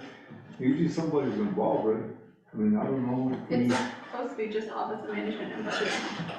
I mean, right now, there's a lot of strikes and whatnot that I see in here that are, but this comes back to the president, I mean, keeping the in the snow. And things are not happening the way, if we're gonna form a good team and work together, that's what his campaign was right now, but it seems like things are falling apart, and I don't know, the way this manual was gone over or whatever. I mean, pick that committee out. But if they would give us open arms and say, hey, we're doing this, help us look it over and maybe you guys have suggestions or something like that, but up to this point, Right. I haven't seen this booklet until now. Right. I mean, there's a problem to me, because the president doesn't have authority, we're the lawmakers, quite frankly. Right. So for him to, I don't think it's. He's not a council delegate. Yep. Just.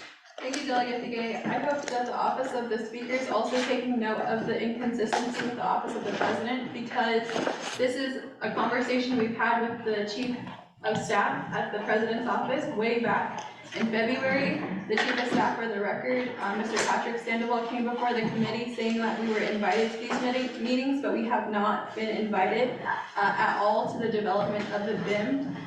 We've also given instruction to the Office of Management and Budget to keep us informed on the development of the BIM. And as you can see for the record, that the committee did place a directive at our last meeting. So I just want that to be known to the public and also to the office of the speaker. Yes, Mr. Pahi. Thank you, Madam Chair. I did want to just clarify that OMB is under the executive branch, and so the executive branch has, as an administrative function, can certainly work with OMB to change things and, suggest amendments. I also wanted to inform you that last year, OMB provided a Word version much earlier in the process, and OLC, Legislative Council, did make some changes to the BIM based on the Word version that OMB had sent to us. And some of those changes did make it into the final version of the BIM that was approved by Budget and Finance Committee. So that's what happened last year. Again, Budget and Finance Committee has the final say as to how the BIM is gonna look when it's adopted.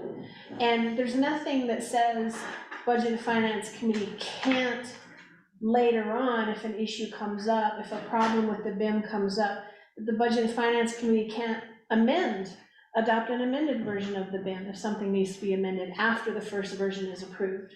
Thank you, Mr. Pahi, but I just want the record to be known that the Budget and Finance Committee has been trying to work with the Office of the President, Vice President, and the Executive Branch since the very beginning. And we've had Mr. Patrick Sandoval before us twice.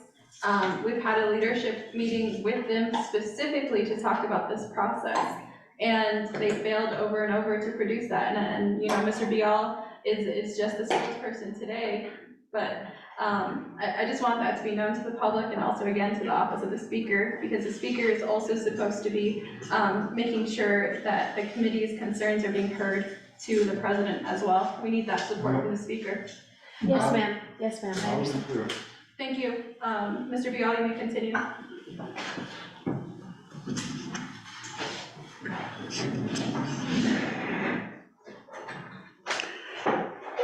I was on page 16, and I finished speaking about the salary schedules that they'll now be provided administratively.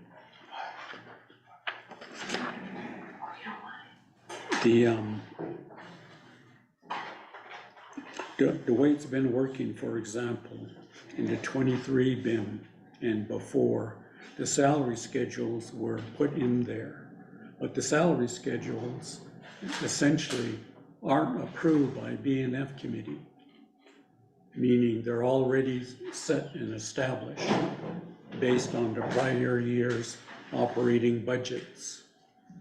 So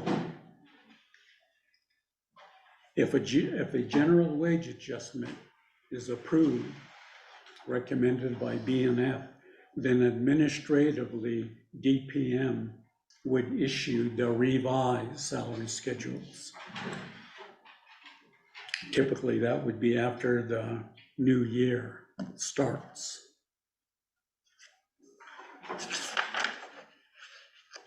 So that this just follows with that same rationale.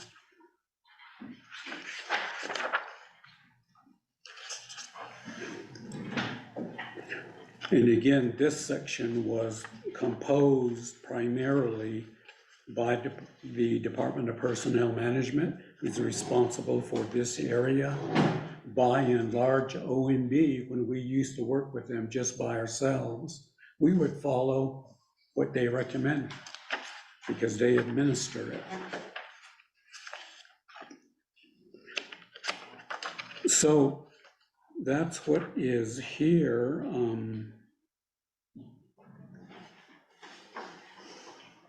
It just gives general instructions about personnel budgeting, and so forth.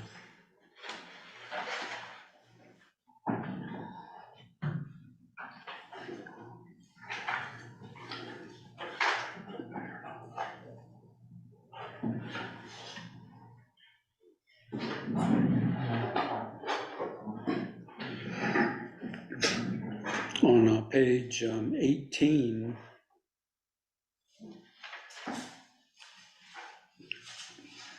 towards the bottom of the page, letter B, it speaks about general wage adjustment. And there's some new language there that during the annual budget preparation process, the respective personnel office provides OMB with the cost projections for the GWA at different percentages. Now, if the GWA is approved by the council, the GWA will be covered by the personnel savings, which is currently what's done.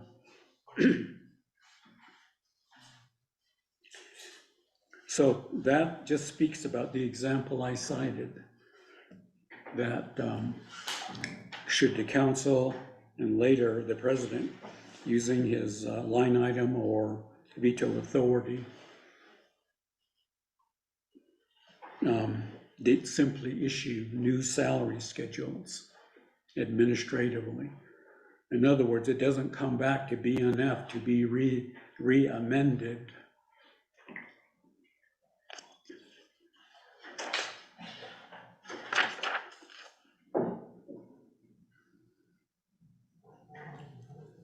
Moving on, there's some, again, clarifications that are made along the way.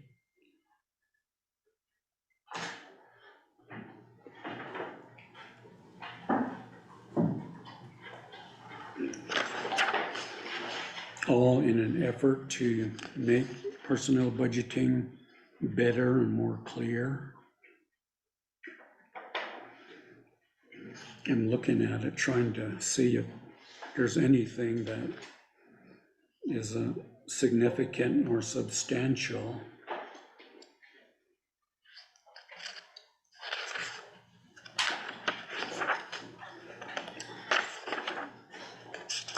So that's about what I have to say about the personnel budgeting section.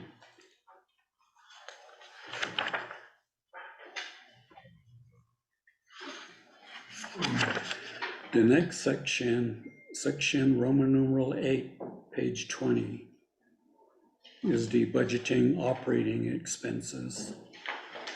And again, you'll see some minor tweaking, I would say, that updates certain information. For example, on page 20 at the bottom there, it speaks about online meetings, Zoom, Google Meet, Microsoft, etc. See, those are new features that are in use a lot today. They weren't before. Again, that's just an effort to improve the BIM in that regard. Next is budgeting, insurance. There's really no changes there, and the rest of the way.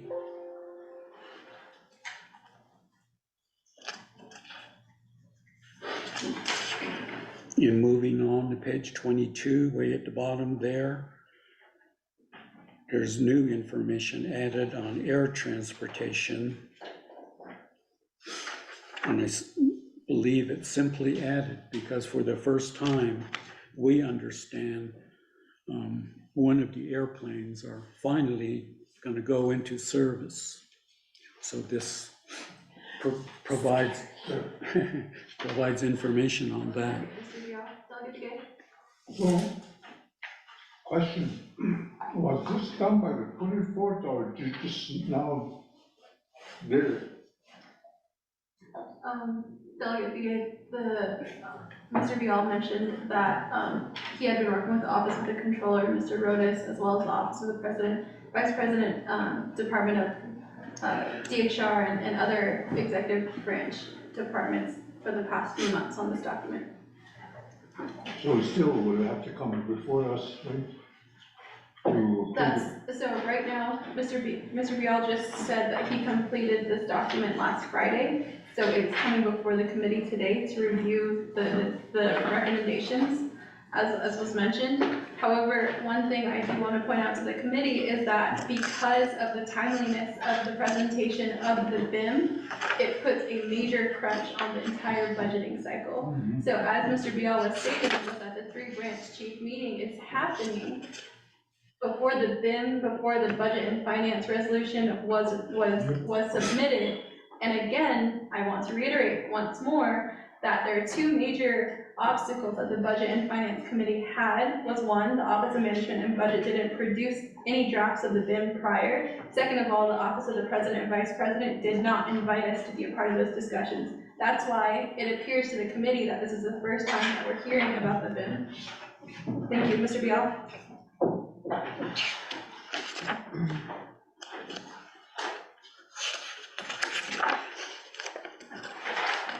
Okay, moving forward, page 23.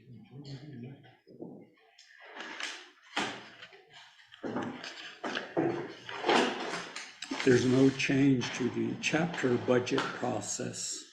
You see there's no underlines or overstrikes, but there's an appendix in the back that goes into a lot more detail on the chapter budgeting requirements. That's another entity that I forgot to mention. The DOJ chapter unit and DCD assist with all of the chapter budgeting requirements, activities, and procedures, including a lot of the costs.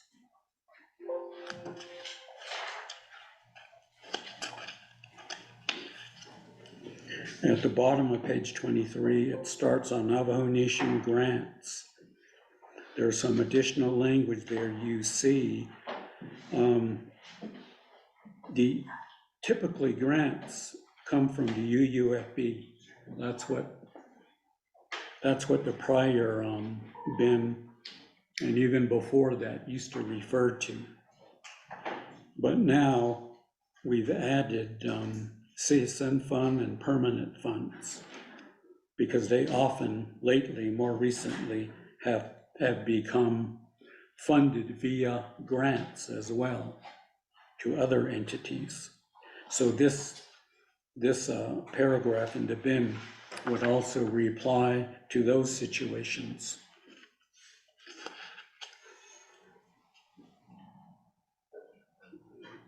The next page, 24, you see there's really no changes there.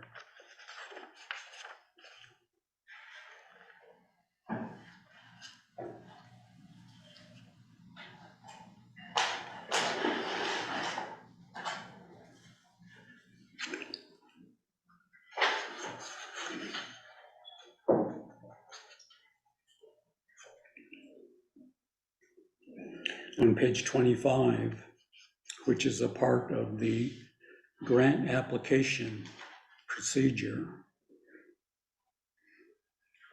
you see in number 6, there's some new language added.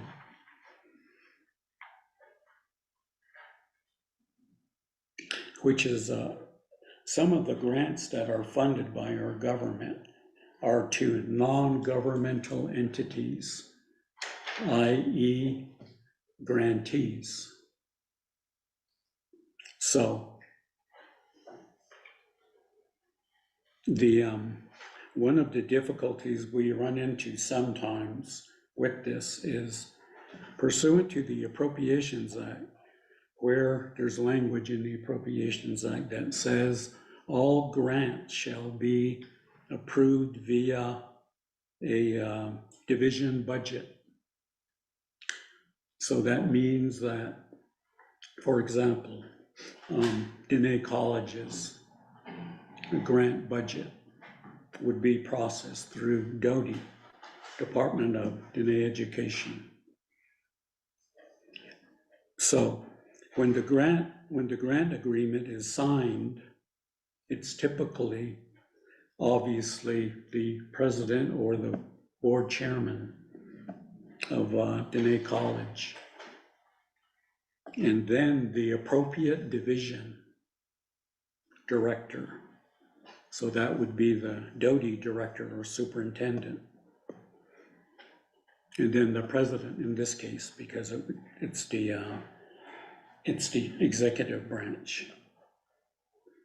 So this just makes it more clear that the branch chiefs or division director should provide a written statement confirming that if there is a grant awarded, then they will assist in being responsible for administering the grant.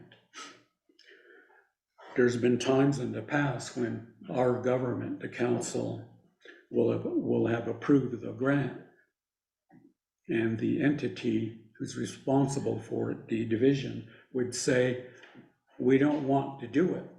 We didn't sign up for that. So that's what that additional language would do.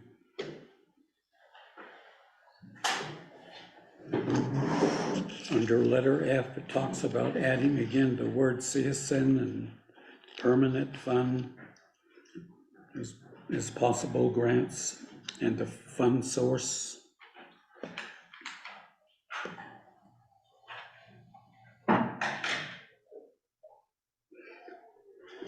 Under letter F3,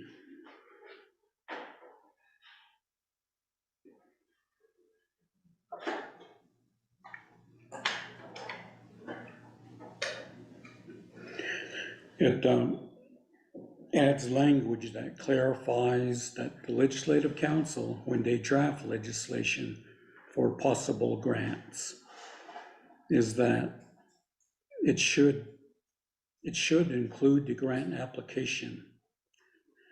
There's a grant application form, and then the written statement that I just described from the responsible branch or division confirming its responsibility for administering the grant. So it reiterates again those requirements.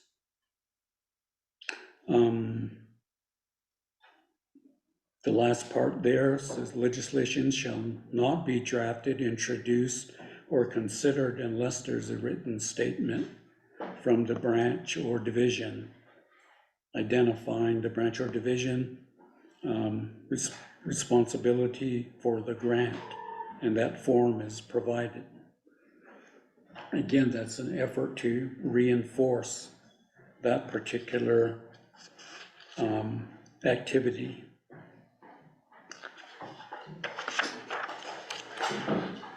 In the past, there's been grant documents approved and enacted where a lot of this is not included in there.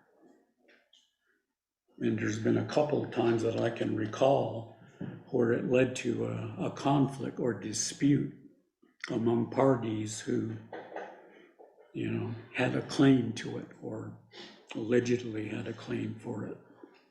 So this is, again, an effort to make that more specific.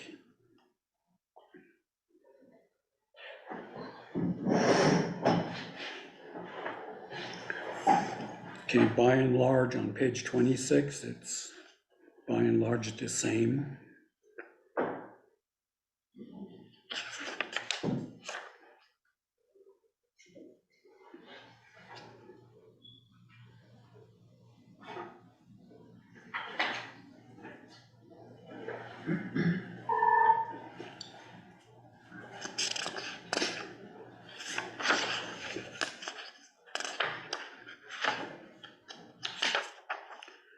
There's no other major changes in that particular section. I'm looking at now section 11 on the budget revisions, page 27.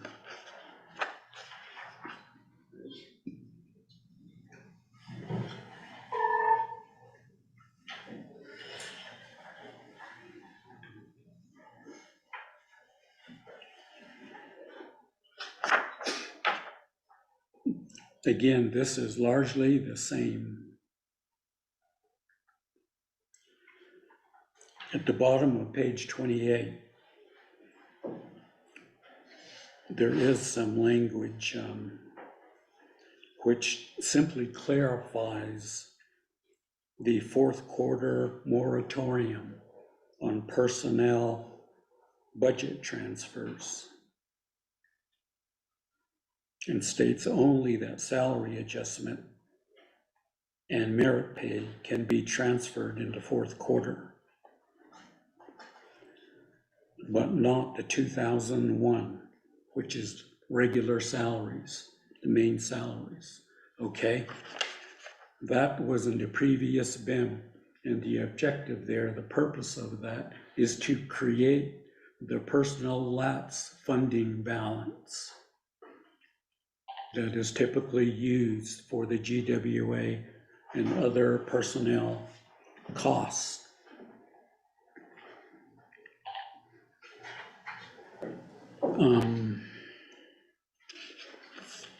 And the rest of it is largely the same. Page 29, Roman numeral 12, requesting supplemental appropriations. On page 30,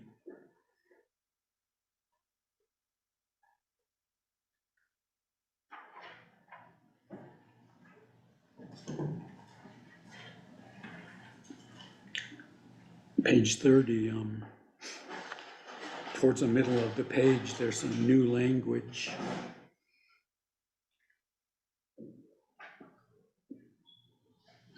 Better explaining what the controller does in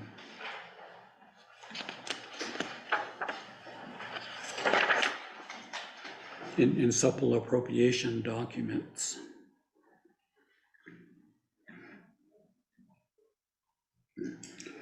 Now, the second part of that paragraph,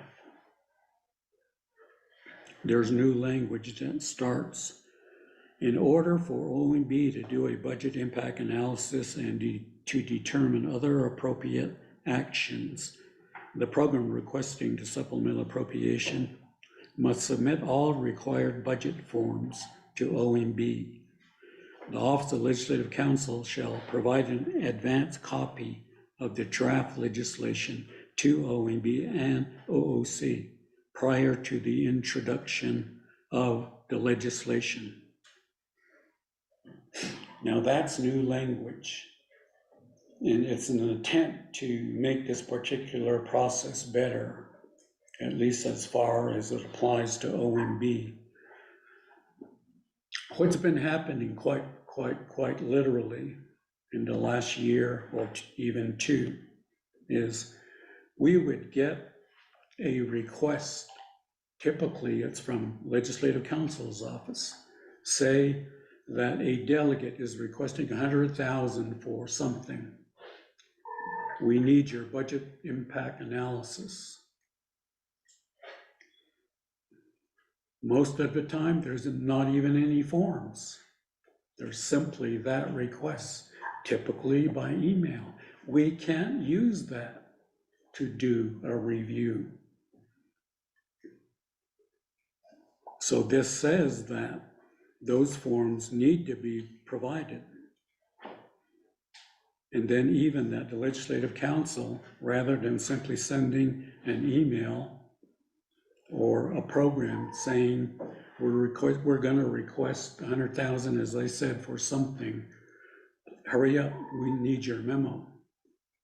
Controller, we need your memo. in legislative counsel's office is saying they can't drop anything until they get it. You see, it really puts that pressure on us to do a memo without anything to review. So we'd like to have that critical information in hand before we do it. That's what is being said here.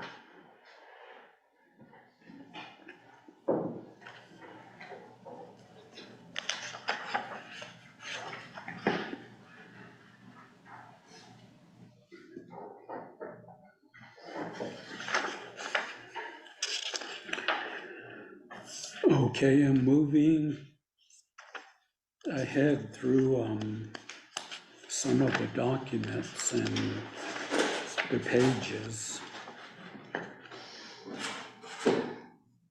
The next section is simply the glossary or definitions. Those are largely the same. Now I'm on page 36, Roman numeral 15, the budget forms.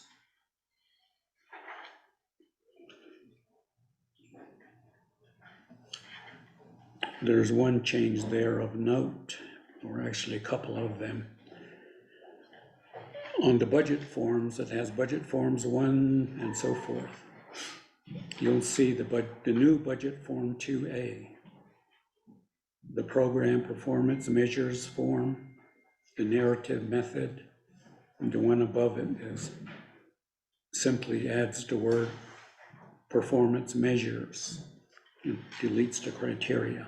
So that reflects the additional or new Form 2, and particularly the Form 2A. Now, in the first run of this particular page, I realize now that the BNF committee didn't see this page, but when we were still contemplating going to LOD 4 instead of 6, this was changed to show that.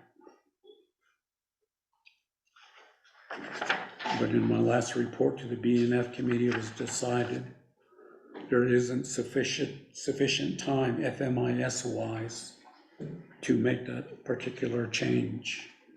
Mr. Deal, how long will that change take to occur? I really don't know. In discussion with the controller, he thought it could be done relatively soon. By relatively, I don't know. He really didn't say. But to be on the safe side, according to some of the FMIS users, they said that whatever changes to the way they do it, it would have to be tested first to be sure it's done. Is this just were these recommendations from the Office of the Controller? Yes. Okay, we'll ask him for his report.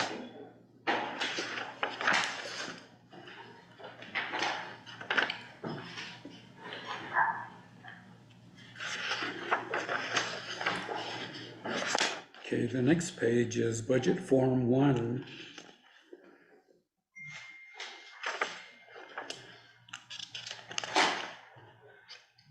And then that's not changed. And then the corresponding instructions.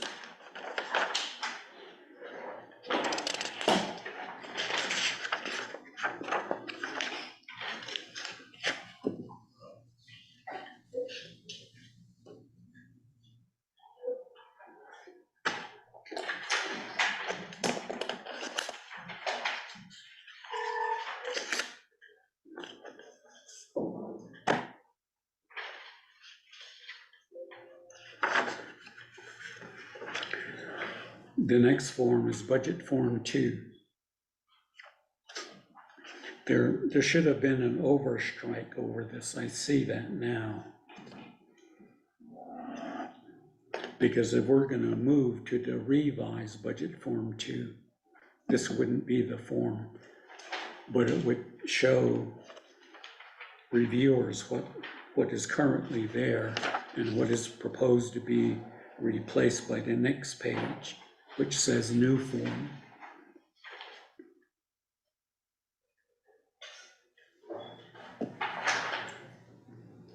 So the new form, just to let you know, instead of program performance criteria at the top, it's program performance measures. And then the body of the form, the plan of operation citation that we used to have wouldn't be there. And that's just an effort to make this document a little bit bigger. And it would focus on 5 up to 5 performance measures.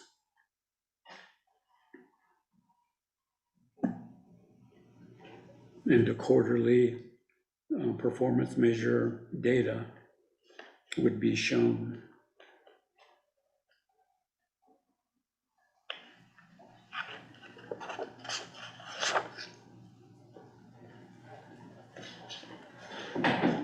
The next page is a new form. This is budget form 2A. Again, this program, as you see, is just a large blank space at the moment. But programs who choose to use this one would put it in narrative format in a manner and shape and form that is meaningful to them.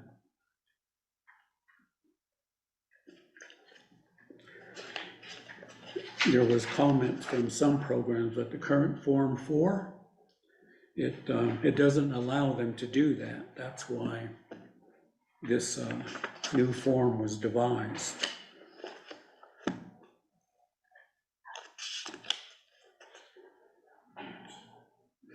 The following page 42 is simply the instructions for the new form.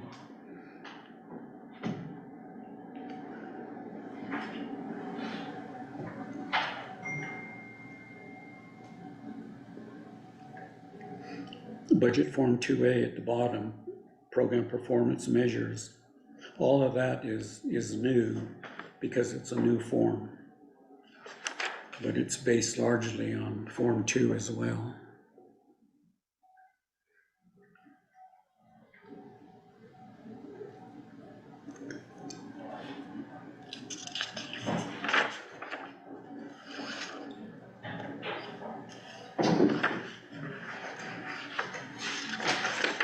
The next 2 pages after that, and even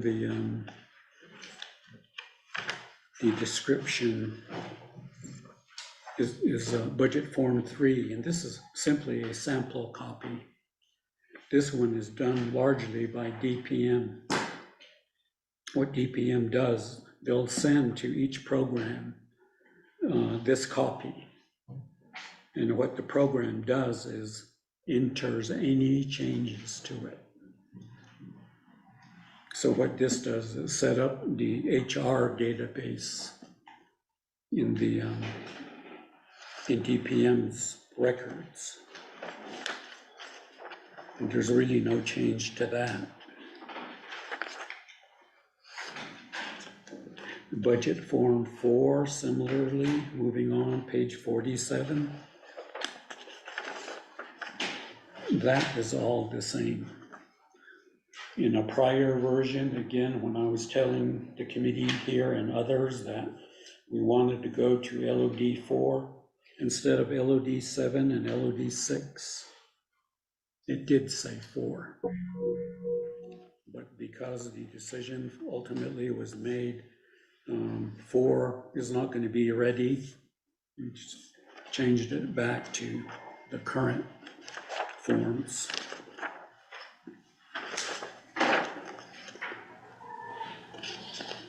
Budget form 5, summary of changes.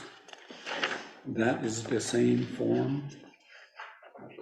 Budget form 6, which is other funding sources available to the particular program or business unit. That remains the same, as well as the instructions. Now we're at the appendices. The first appendices there is several pages of the chart of accounts.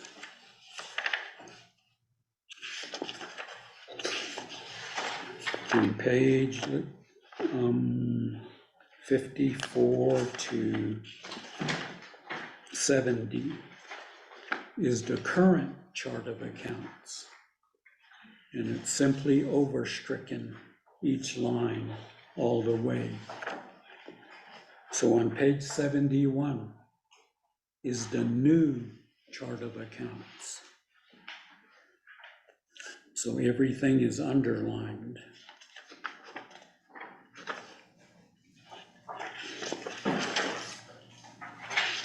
But for the most part, I don't recall any significant or substantial changes.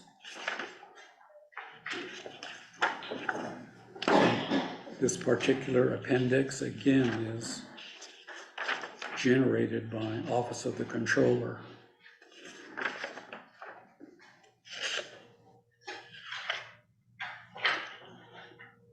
Page 83, which is Appendix B, is the agency codes and the fund types. This is for budget preparers. The top part there is for the agencies. Woodrock Central Office, then Chinle, Crown Point, Fort, Northern, Western, and then in some cases there's multiple agencies. The bottom type is the fund types. It identifies by numbers what fund types are involved in a particular budget. Could I ask a question? Really? Thank you, Madam Chair. Mr. Bial, could you give an example of some of the special revenue funds? It's like for example, CSN fund, Fire and Rescue Fund, Tourism Fund. Are those special revenue funds? I'm not sure. Mr. Bial?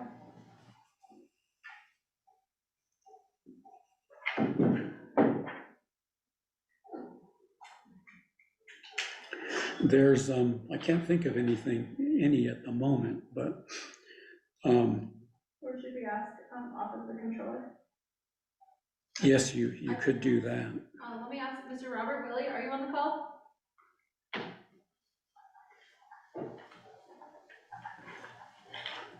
Robert Willie? Speaker, sorry, Chair.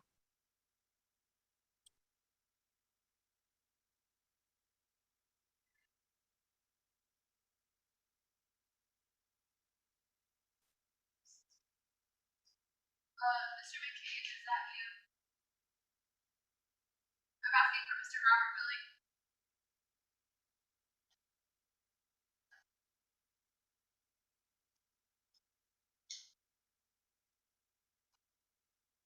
Is anyone on the Office of the Controller?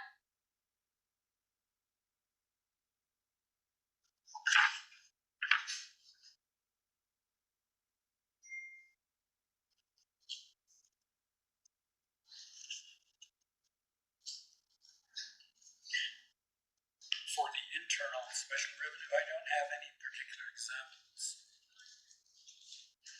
that I can think of. External funds, that's all of our external fund sources.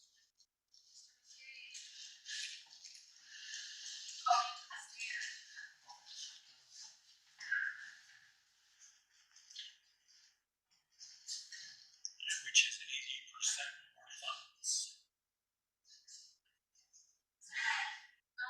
Can you identify what is the agency code, fund type 6 special revenue fund,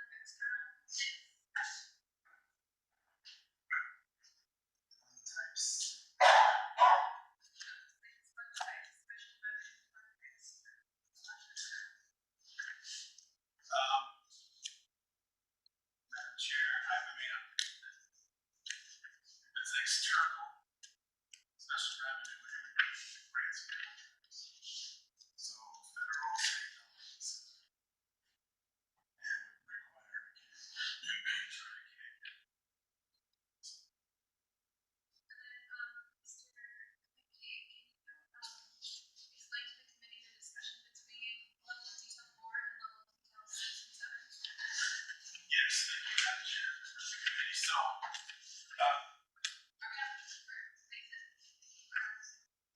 Can you hear us on Zoom? Jackie, can you hear us?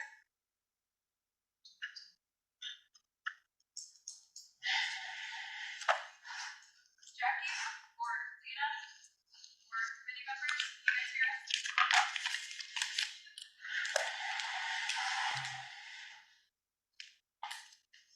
Stasia, this is Delegate Crotty. I could hear you, but it's a challenge to understand.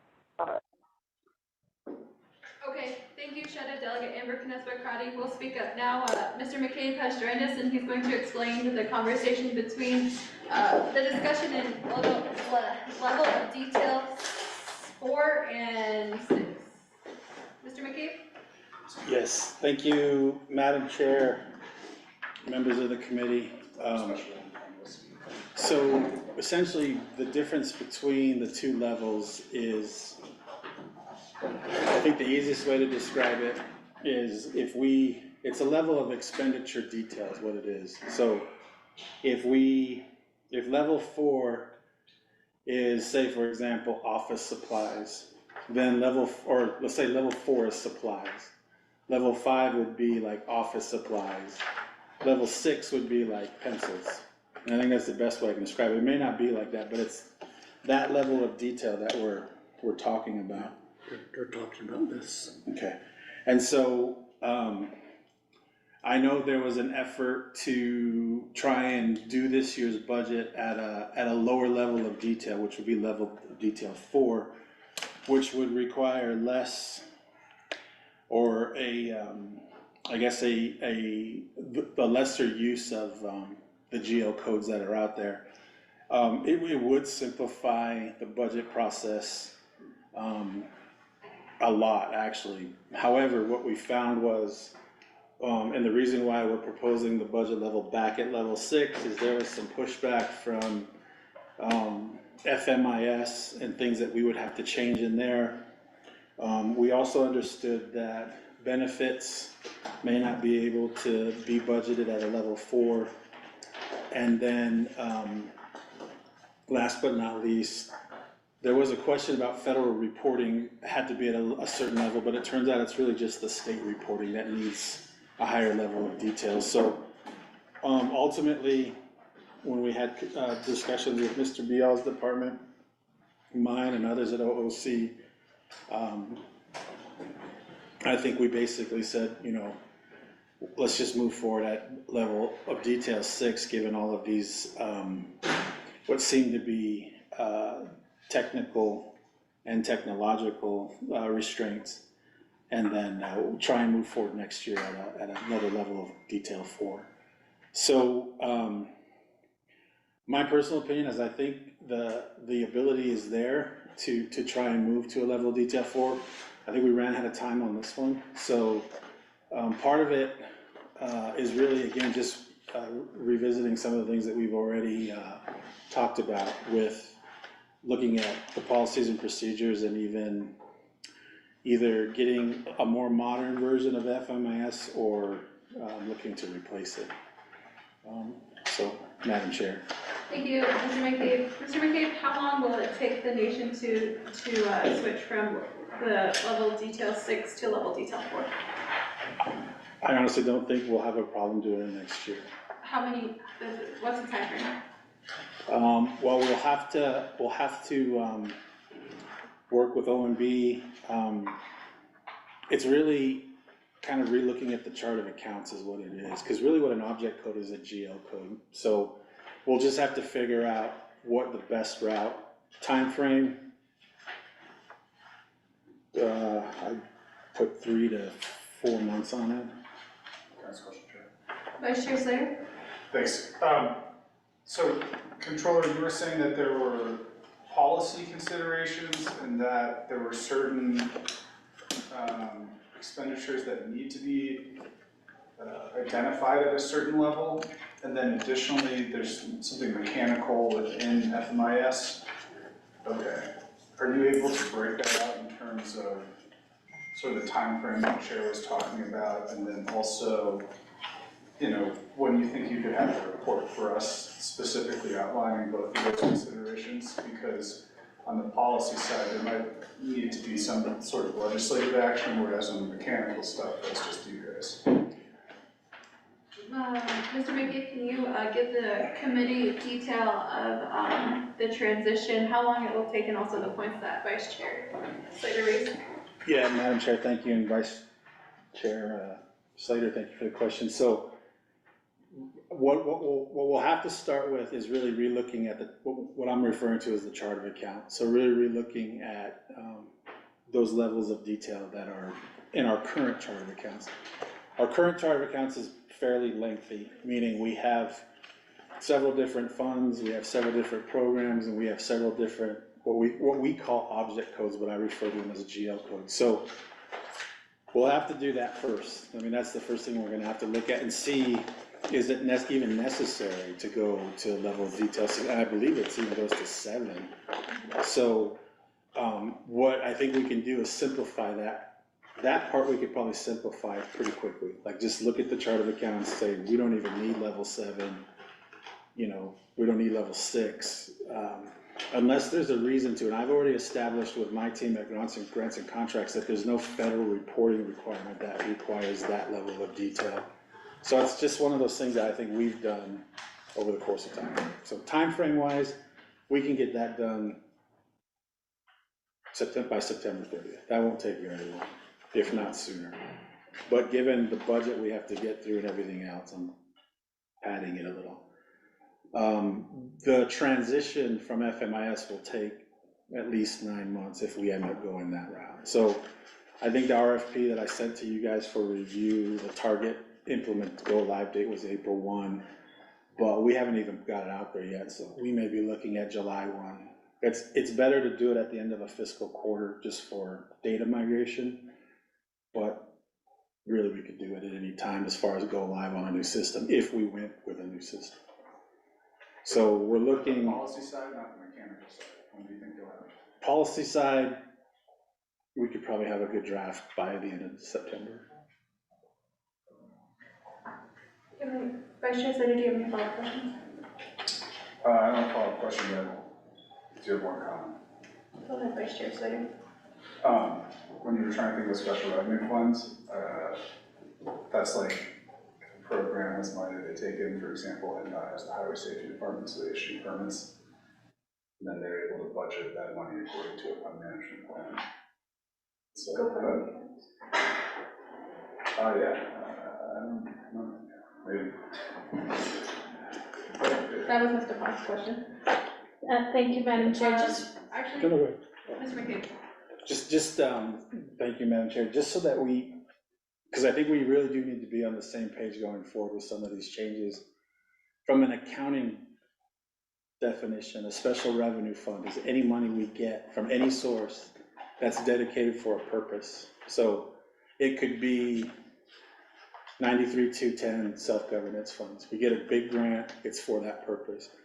It could also be an ADOA allocation to build projects. It could also be NTUA. They're not federal, but we've allocated this money for a specific purpose. And this is where I've always said, we really need to figure out what reverts back to UUFB, because some of these are actually restricted or revenues for a certain purpose. That may differ than the budget definition and or legal's definition of what special, so I want to make sure we all know what that really means. Because if it's for a specific purpose, meaning we can't take 93-210 money and spend it on the casino or something, right? We have to spend it for that grant purpose. And it's the same thing with like NTUA money, even though that's not a federal funding source, it's a council allocation for a purpose. So we need to make sure going forward that special revenue fund definition is, we're all on the same page with it. Because from an accounting standpoint, like I said, it means it's there for a purpose. We can't, it's basically restricted. We can't use it for whatever we want or things outside of the grant. Thank you, Mr. McCabe, and we look forward to hearing those, further discussions. Ms. Topati? Thank you, Madam Chair. I just had a quick question. I heard Mr. McCabe talk about level 6, level of detail 6. I'm looking at the BIM on page, starting at page 71. It shows a level 7. So I guess my question is the level 7 what's proposed approved by the controller as far as level of detail in the FY24 BIM? Ms. Topati, I think, we were just generally speaking about the difference between level detail 4 and level detail 6/7. But Mr. McCabe, you can, continue to comment on the changes. Yeah, thank you, Madam Chair. So we're actually going at level 6. That's, I think, what we've traditionally gone at. I think the, 7 is the one. yeah, I think what we were trying to, budget at was 4. But I think we're going at least at 6. That's what my understanding is. So are we to leave these 7s in, or? Or we're This not gonna is- use them, yeah. Oh, okay. Yeah. Because the version that was provided by Mr. Vial has lots and lots of line 7s. 6 and 7? There's 6 and 7, yes, there's lots of 7s. If you look, starting on page, I think 70, I mean, many pages have level 7. So I'm just wondering, if you're not gonna go to 7, what do we do with, do those get deleted, or what do we do with those?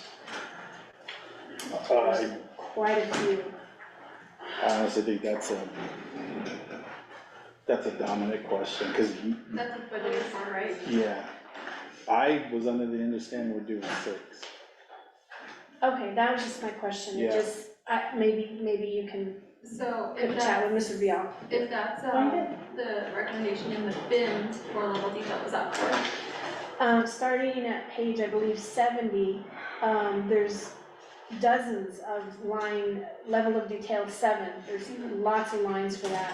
So I'm just wondering if, I think Mr. Vial mentioned that these charts, these pages were prepared by the controller, but I don't think so now, after Mr. McCabe, saying, I guess he wasn't aware of this, so do we leave it in, do we take it out, I don't know, or what do we do with it? But Mr. Vial stepped out for a second, so. Actually, he did say the Office of the Controller is the one that recommended the appendix. That's what I heard, yeah. So, No, we wanted to go at it at 4. Mr. Rodas, can you provide us some detail on this discussion? Thank you, Madam Chair, members of the committee. I think that even if most items are budgeted at 6, you can still track expenditures at 7. So I don't know that we need to delete all the 7s from the chart of accounts. But the budget forms, like initially when we were going through the group thought process about 4 versus 6, the changes were made on the instructions for the budget forms. And when we realized that FMIS would have to be recoded, like computer coding, because FMIS doesn't allow budgeting at level of detail 4, then everything was changed back to 6. But there could be, I don't work that much with external contracts and grants, but there could be external contracts and grants that would require reporting at a higher level of detail than what a program might budget at. So, but, I'm not an expert at that, so I don't wanna speak out of turn about it. And Mr. McCabe, is it just to your understanding that it would take a substantial amount of time to do the coding in FMIS? Thank you, Madam Chair. I didn't get an estimate on how long, but I know it would really impair the budget process this year. That's why I'm saying, I think that's why we kind of threw our hands up and said, okay, fine, let's do it at 6. we'll work to next year to do it at 4. And Mr. Rodas is right, like, I don't think, from an accounting standpoint, for the expenditure side, 4 works for us. Like, we can record expenditures and all different details, because it all rolls up eventually to 6, then to 5, then to 4. So, and the only situation where there might be reporting requirements where we did need more detail were state grants on the New Mexico side. So those we may have to just continue the way we are, but everything else, the general fund, everything else, I think, we always wanted to go to 4. And you're saying the feasibility of transitioning to level detail 4 for general fund accounts or expenditures would take approximately 3 to 4 months to develop? Well, we'd be at the mercy of the recoding of FMIS. So I don't know how long that would. Because I think at that point, we just said, hey, then let's just move forward. Have you consulted with FMIS? Not yet, no, we can figure that out. Am I wrong in assuming that because the new, our budgeting, our fiscal year is going to begin in October, it's June now, that is 3 to 4 months away? Yeah, but we gotta approve, I mean, unless there's some flexibility on the BIM, we would have to figure out if we had that ability so that we could put it in the BIM. But I don't know that time frame yet. I can figure it out, I guess. The time frame is whenever the navigation council approves, when the budget and finance approves the BIM. That's why we've asked, I'm gonna say this again, that we've asked Patrick Sandoval to be a part of the discussions. Because as legislators, we're the ones that make the amendments, we're the ones that make the changes. I know that you've been working with the team in the executive branch, and that's probably why it seems concrete right now. But as legislators, we have the opportunity to make those changes. I can find out. That they would have to consider recoding it, it would take about 3 to 4 months. They want to go at level detail 4. Yeah, I mean, that's what they reported to us, or Dominic did last week or 2 weeks ago. But that's, like I said, they thought it was like set in stone, that we could amend it. Who said that? That's how the reporting side, pretty sure the staff told me. Anyways, Well, they couldn't, I mean, so those are the only questions we had about the level of detail. I know Mr. Bial is going through the rest of the forms, but Mr. McCabe, do you have any other comments to provide on the BIM? Madam Chair, no. I mean, honestly, if you guys, if BNF. If you want to look through it real quick. Oh, no, I've seen this, yeah. Okay. Or any. Yeah, if you wanted to move it to 4 and see if we can get it done in FMIS, frankly, I'd rather it go that route. But we were told, not by anyone at OPVP, we were told that it would take some time to try and transition to that. And so we just kind of said, well, we might be too late on this one. Is it just the administrator of FMIS that's mentioned that? Oh, yeah, and then, well, we got a little bit of pushback from my team, but I think we solved that as far as the reporting level. I think what it really came down to is, does FMIS have the capability to do it right away? And I can find out that answer, right? I mean, I'll text them right now, because I don't really know that answer. Okay, we'll continue to work through this. But Mr. Bial, is the rest of the presentation the forms? Or maybe Mr. Pahi, did you have a question for Mr. Bial? Not really, other than just to reiterate the question that I asked Mr. McCabe about the level of detail 7. I mean, I guess I don't know about all this because I'm not a finance person or budget person, but I'm just throwing this out for consideration. If we're not gonna use level of detail 7, should that be removed from the BIM? Or can it be left in and people don't use it, or I'm just throwing that out. Okay, Mr. Bial, we were just having a discussion of the different level of details of reporting and it would be very exciting discussion about FMIS, but I don't know if you had any other comments to add about maybe the budgeting forms in those level of detail, or if there's anything else you'd like to add at this time.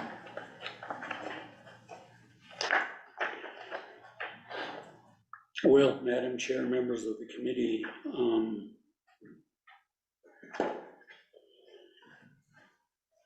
let me let me just go on, and I'll summarize and try to wrap up here. The next series of documents, pages, are simply the personnel codes. Again, personnel would submit this, and all we show is the old forms and then the new ones. Page 92 on.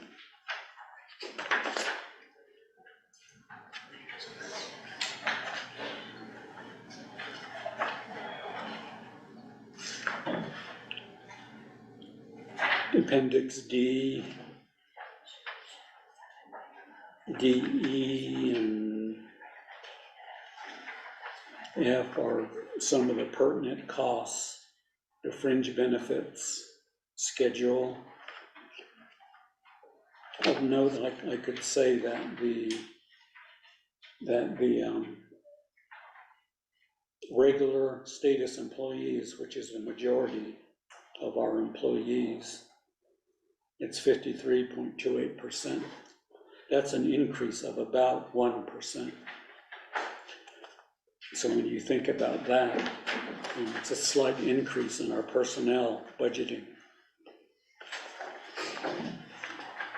And that's not remarkable in any way, but I say that because from 21 to 22, it went up by 8%. That was a big increase. The rest of it is, again, all of the forms.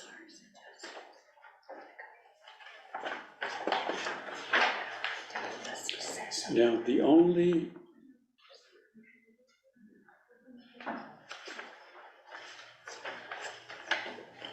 remaining part of this document on page 114, which is the new Appendix K.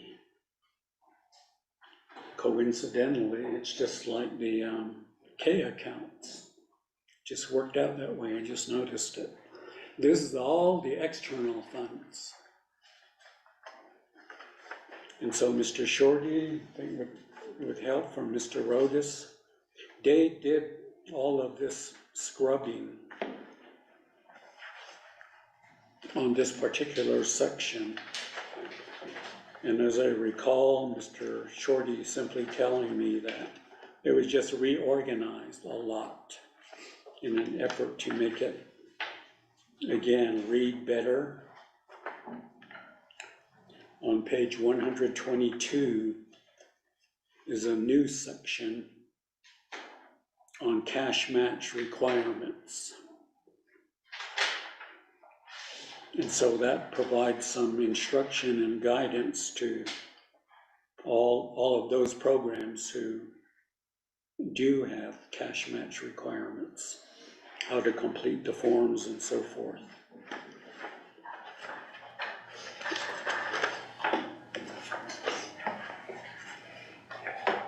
The rest of the document, again, is forms. And this section in there on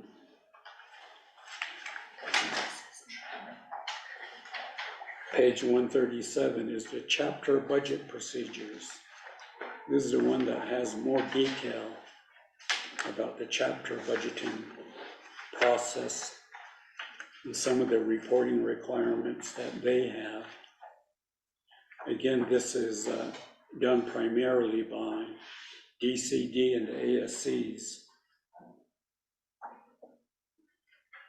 as well as the chapter unit from DOJ. And as I recall, they said that just keep the 23 version intact. So there's no changes there.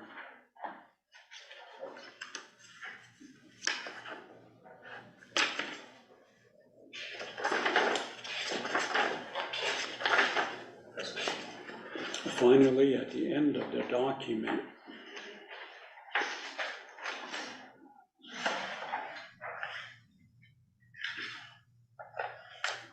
is simply a copy. We call it reference 1, page 150. It's simply a copy of the Appropriations Act. But on page 153, there's new language there, and we're not suggesting that the BNF committee or the council needs to do this overstriking and this new language. It's already done. It's already done in the cited resolution that Ms. Tapahi referred to, the one that disallows, or not disallows, but restricts any carryovers. Sorry, what page? Yeah, CD 7222.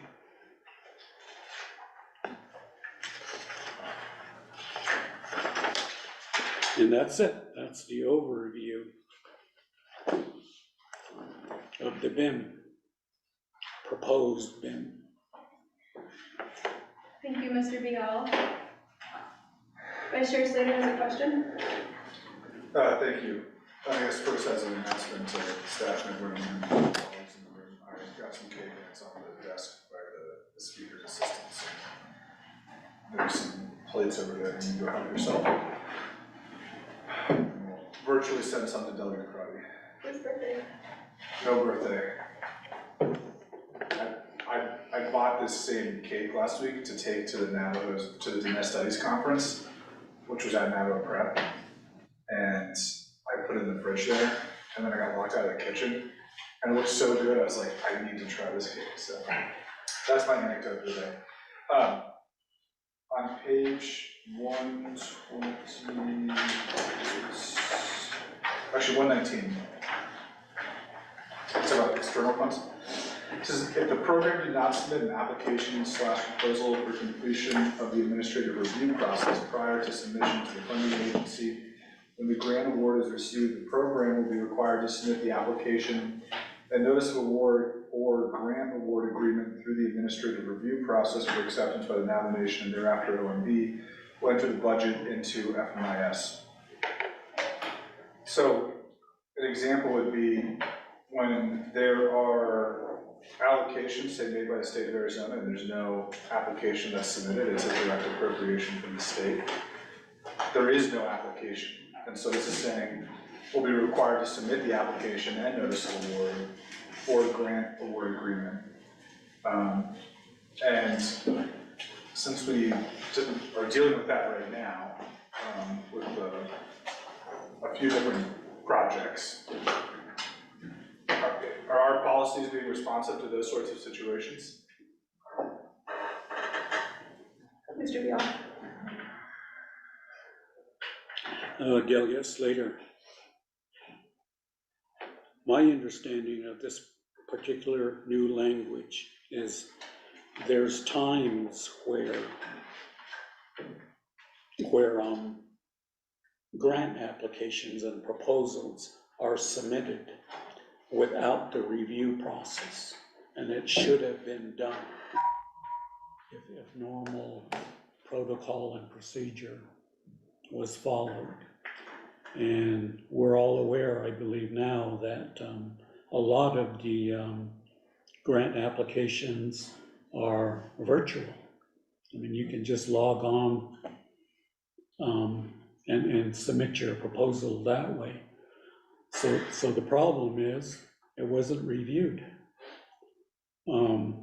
So what this attempts to speak to is that if it didn't go through that particular process, if a grant award is received and provided, then it still needs to follow that process so that any problems, flaws with it can be identified in a Mr. Rial, does that mean that if my community and Vice Chair Slater's community are applying for the same, or we're working with a legislator to get a grant from the state, we would still be required to apply to the Navajo Nation for that funding?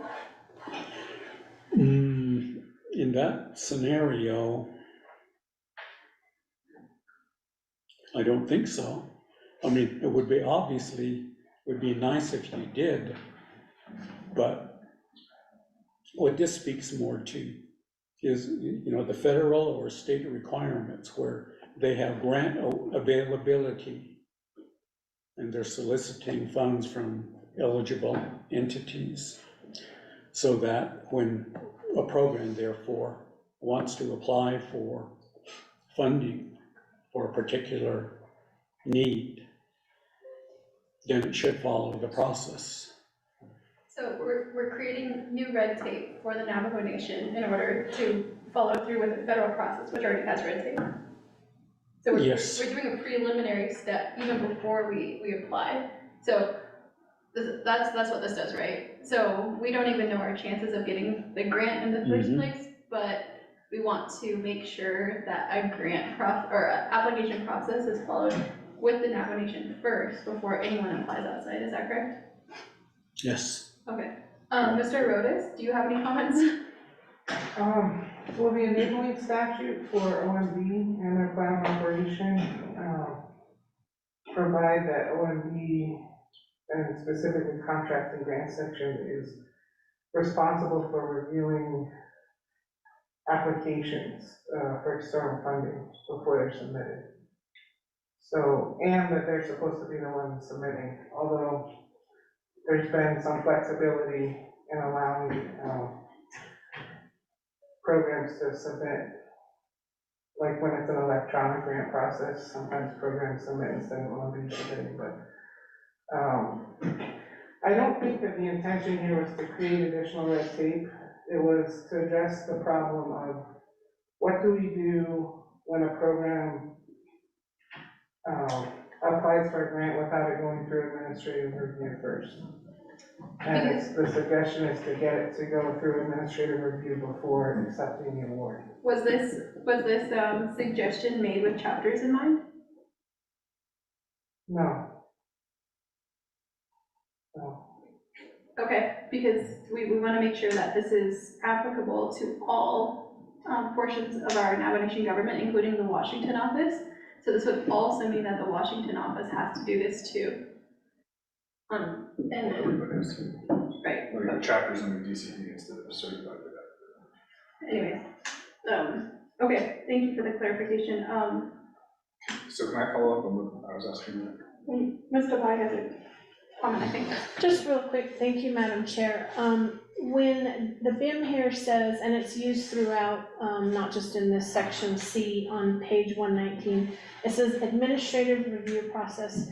Are you referring to the section, the Title II, Section 164 executive review that was instituted by, I can't remember, it might have been President Russell Begay, and is sort of by default kind of carried through? Is that what that means? Mr. Rodas? We intended for the term administrative review process to be a catch-all, to catch executive official review, 164B review, which obviously was changed in 2018, as well as OMB's statutory review authority. So those three authorities for review, we intended to capture under the term administrative review process.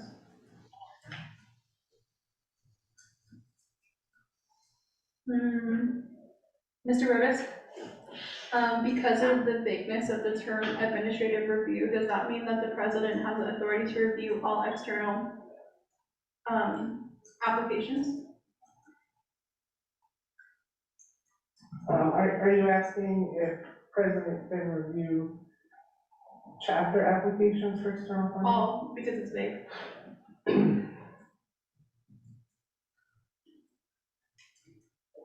I'm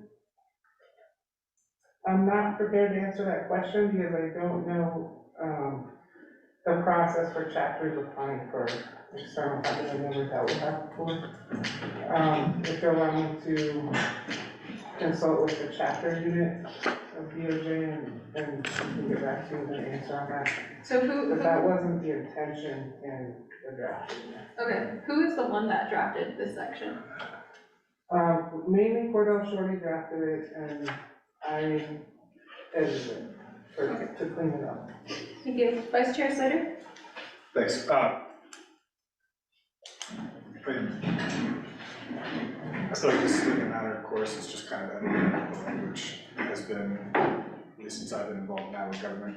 But what I was trying to get at is that we need to include language and have a section that talks about how we accept like direct appropriations from the state, because it's not currently within right now. So an example being these appropriations that came down from the state that didn't have the requirement of grant agreements or like the notice of award. It was just a line that says X dollars for Wichita Veterans Multipurpose Complex. And there's really no more documentation than that than us going to the state of Arizona, identifying the appropriation, verifying that we're the Navajo Nation, giving them routing information, and then transferring the money to the Navajo Nation. And I think based off the experience this past year, we need to include a paragraph that says this will be the process, because when we don't have that contemplated, I think it was Cordell has said that cited whatever the prior language. So I'm trying to think which paragraph was A, B, or C. Whichever one it was that's stricken through now. It's kind of like admonishing the chapter and myself for not providing a funding application when that's just not what had taken place. So I think that's one thing that we need to include. I don't know if there's a possibility to get language like that together before next week. Just saying, the controller will work with the relevant funding or funder or whatever and accept the dollars, and then with the respective program to budget the monies appropriately.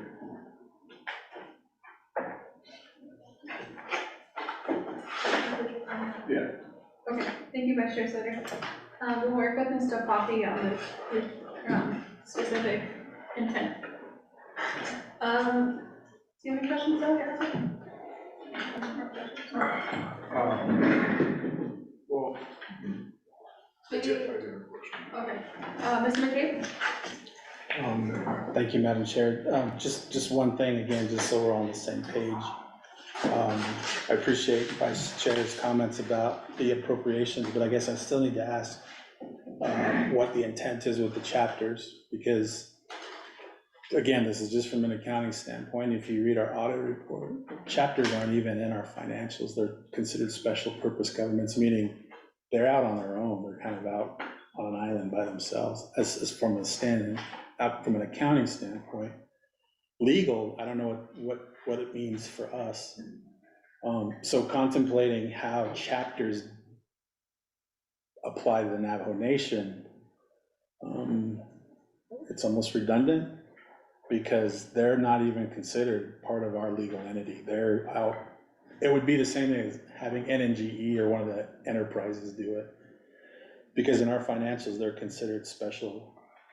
It even says special purpose governments that aren't even presented as component units or anything within our financial statement. So that might need to be looked at too, just because, I appreciate everything we're talking about, but again, I think we're overdoing it. And it's causing, well, the fact that we got ADOA appropriations and it took a year to get it in our bank account, when do we say, okay, we can just do it this way? And, I'm all for compliance and, controls, but we've overdone it. And when you hear my presentation this afternoon, I'll give you comments from our auditor who says the same thing. Thank you. Thank you, Mr. McCabe. Yeah. Vice Chair Slater? I'll make a comment in response to that in a second. I want to talk about cash match. You know, they're separate, but they also have limited like authorities, you know, so if you're a certified chapter, you can go and apply for whatever the heck you want to apply for, but if you're non-certified, we haven't said that they can go out and do that outside of the Navajo Nation's budgeting process, like these, I guess I still believe in these internal controls, right, because there's a possibility that, okay, well, they're gonna get $2 million for whatever, and Rock Point, I'll pick on my own chapter, they've never had $2 million to handle all at once, right? And they've also, when was the Local Governments Act passed? So 30 years ago, right? They've never become certified in that time period. They're good chapters, they take care of their money, you know, good, I believe in them. But the point is, I think that $2 million is a lot to handle, you know, and fulfilling that, and even though that wouldn't reflect poorly in our eye, like we still need to have some sort of control on behalf of people, aside from like the legal and financial distinctions. And I have ideas about how, and maybe we can meet again on this, but essentially to phase in letting all chapters take on certified authorities under more supervision. But I really look forward to hearing what you have to say this afternoon. On the cash match, so this is page 122. Cost sharing contribution required by the funding agencies shall be accounted for in the budget. I guess the question that I want to ask is the cash match, do we only budget for that if it's required by the funding agency, or is it something where we receive an appropriation and we can match that with Navajo Nation funds and budget for it at this time? Mr. Beal. I think maybe 4A might answer my question, but I just want to hear it. You're speaking about the new section 9. Yeah. Okay. This whole section here, and this part of the BIM refers to the external funds. So that's primarily state and federal. And it's cited as funding regulations. If there's a regulation that's applicable, Head Start as an example, then there is a cash match requirement from Navajo. So that's what this speaks to. Yeah, and I get that. My point is, for a Navajo Nation funds may be requested as cash match only if cash is required on the grant by the funding agency. So Navajo Nation funds shall not be requested as cash match if cash match is not required by the funding agency or when a public law 93-638 funds can be used. So we have no way to, or what would your advice be for matching funds that we've received from a funding agency to help fulfill the purposes of the external grant, even if there isn't a requirement? Did you say batch? Match. Okay.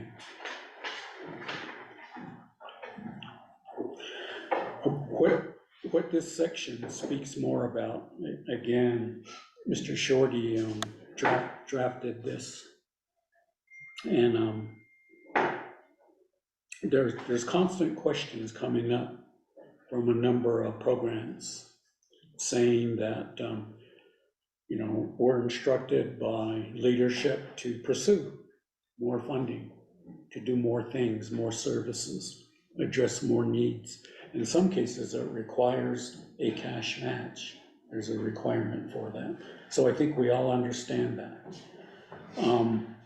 So this speaks to those situations, those events. So now the way the way this is funded currently,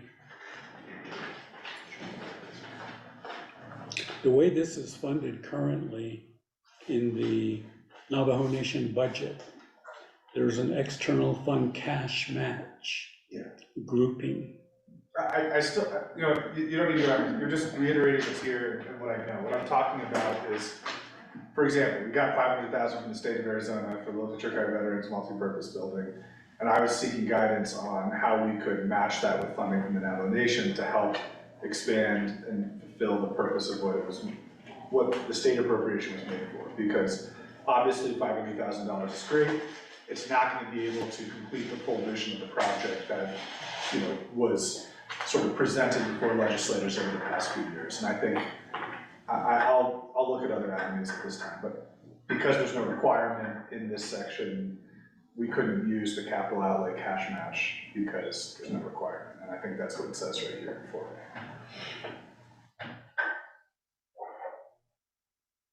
You know, let's just. Thank you, Vice Chair Slater. Maybe Shadow Delegate Amber Knessler-Crotty, do you have any questions at this time?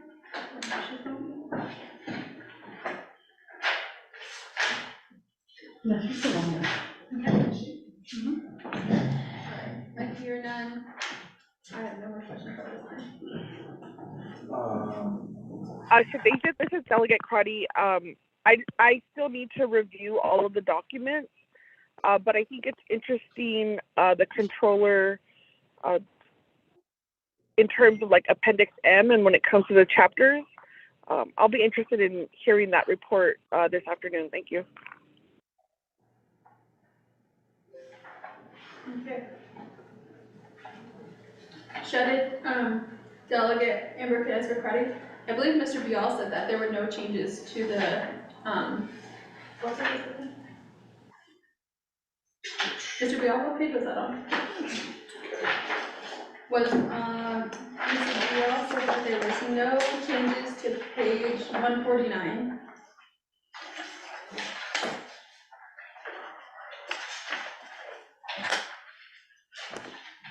And 147.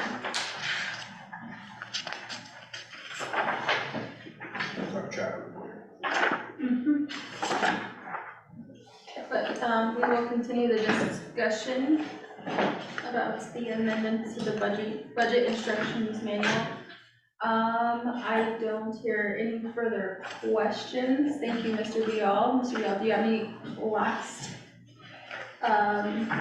lingering comments? Any closing comments or statements, Mr. Bial? Madam Chair, members of the committee, and everybody that's in the room.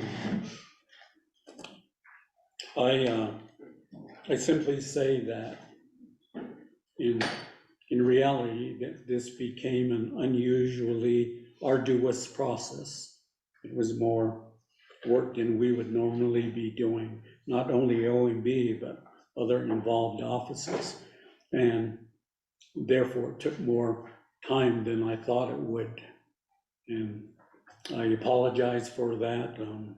I didn't foresee it, certainly. But nevertheless, the product is viable. It's an improvement over the past. So it's provided now to you, BNF, so you have time, even from the day it's dropped, to make further amendments as we go. Thank you, Mr. Bial. Before we let you go, Vice Chair Slater has one last question. This time it's for real.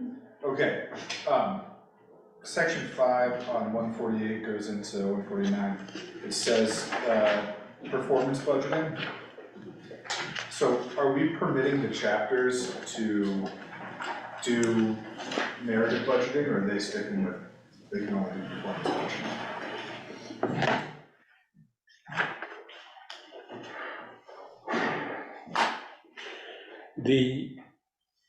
This particular section, again, is administered by the Administrative Service Centers, DCD, because they're the office, the entity from the main government who works with chapters. on their budgeting and so on and so forth. So it simply says that they should use performance budgeting as a factor. So typically, in most cases, they would use the Form 2 or 2A as applicable.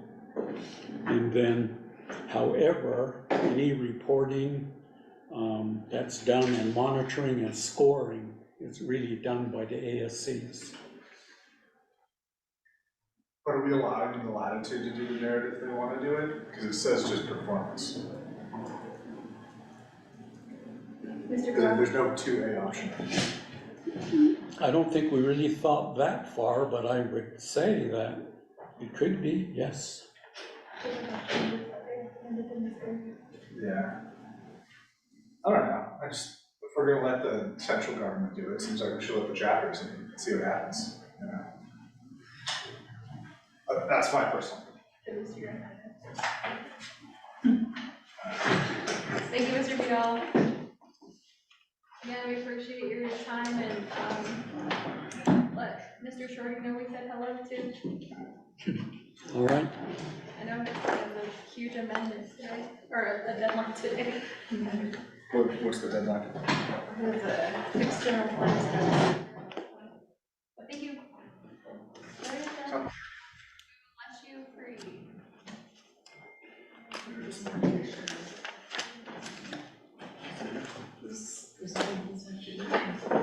Oh wait, that's right. You can take a break.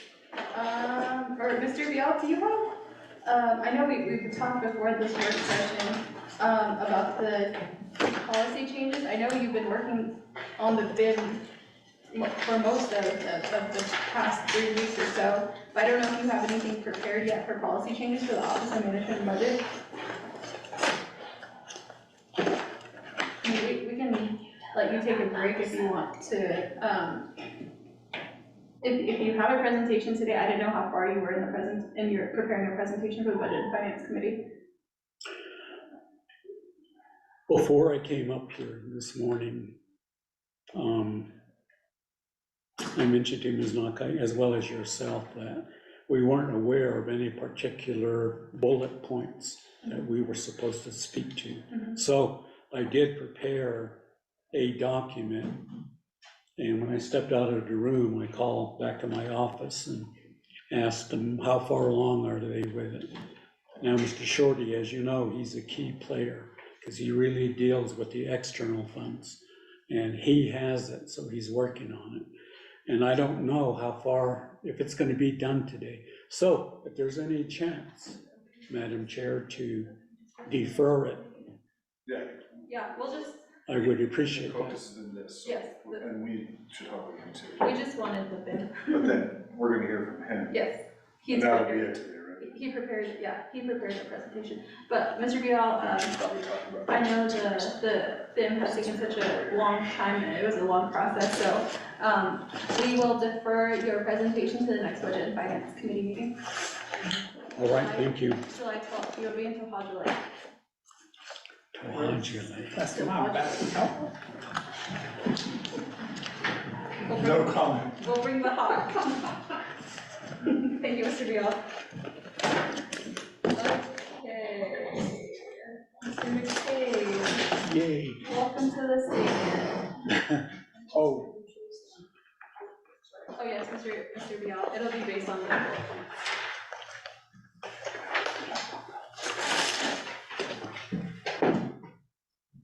Okay, can you turn for a little bit? sure.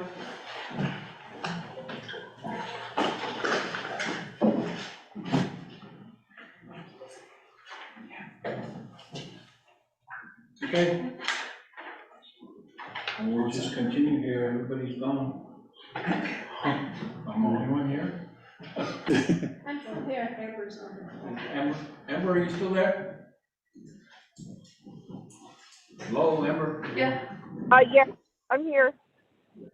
We're still here then. We'll continue with Mr. Cade's report, and we'll go from there. I know that. Great, thank you, Delegate Azarette, Madam Chair, members of the committee. So last week we got a request from BNF to put together ideas based on, their wishes to identify challenges at OOC, any changes that we've made or started, policy changes that we feel are necessary, and then our vision based on some priorities that BNF had put together at a meeting in May. And so what I've done for you today, hopefully you guys got my, printout. So I sent this out last night before I made my way out here. And just getting right into it. Well, I guess before I get into it, the one comment I will make about the last topic is if we're gonna go at level of detail 6, then we really should remove all of 7 out of the bin. Because if we're not gonna use it, we might as well not create that confusion. Because there's a lot in there. I just looked at it. There's a lot that we just don't need. Okay. If we're gonna do it at 6, but I guess that's up to you. And if we do it at 4, then we'll move everything below. We'll talk about that. Yeah, okay. Just my recommendation.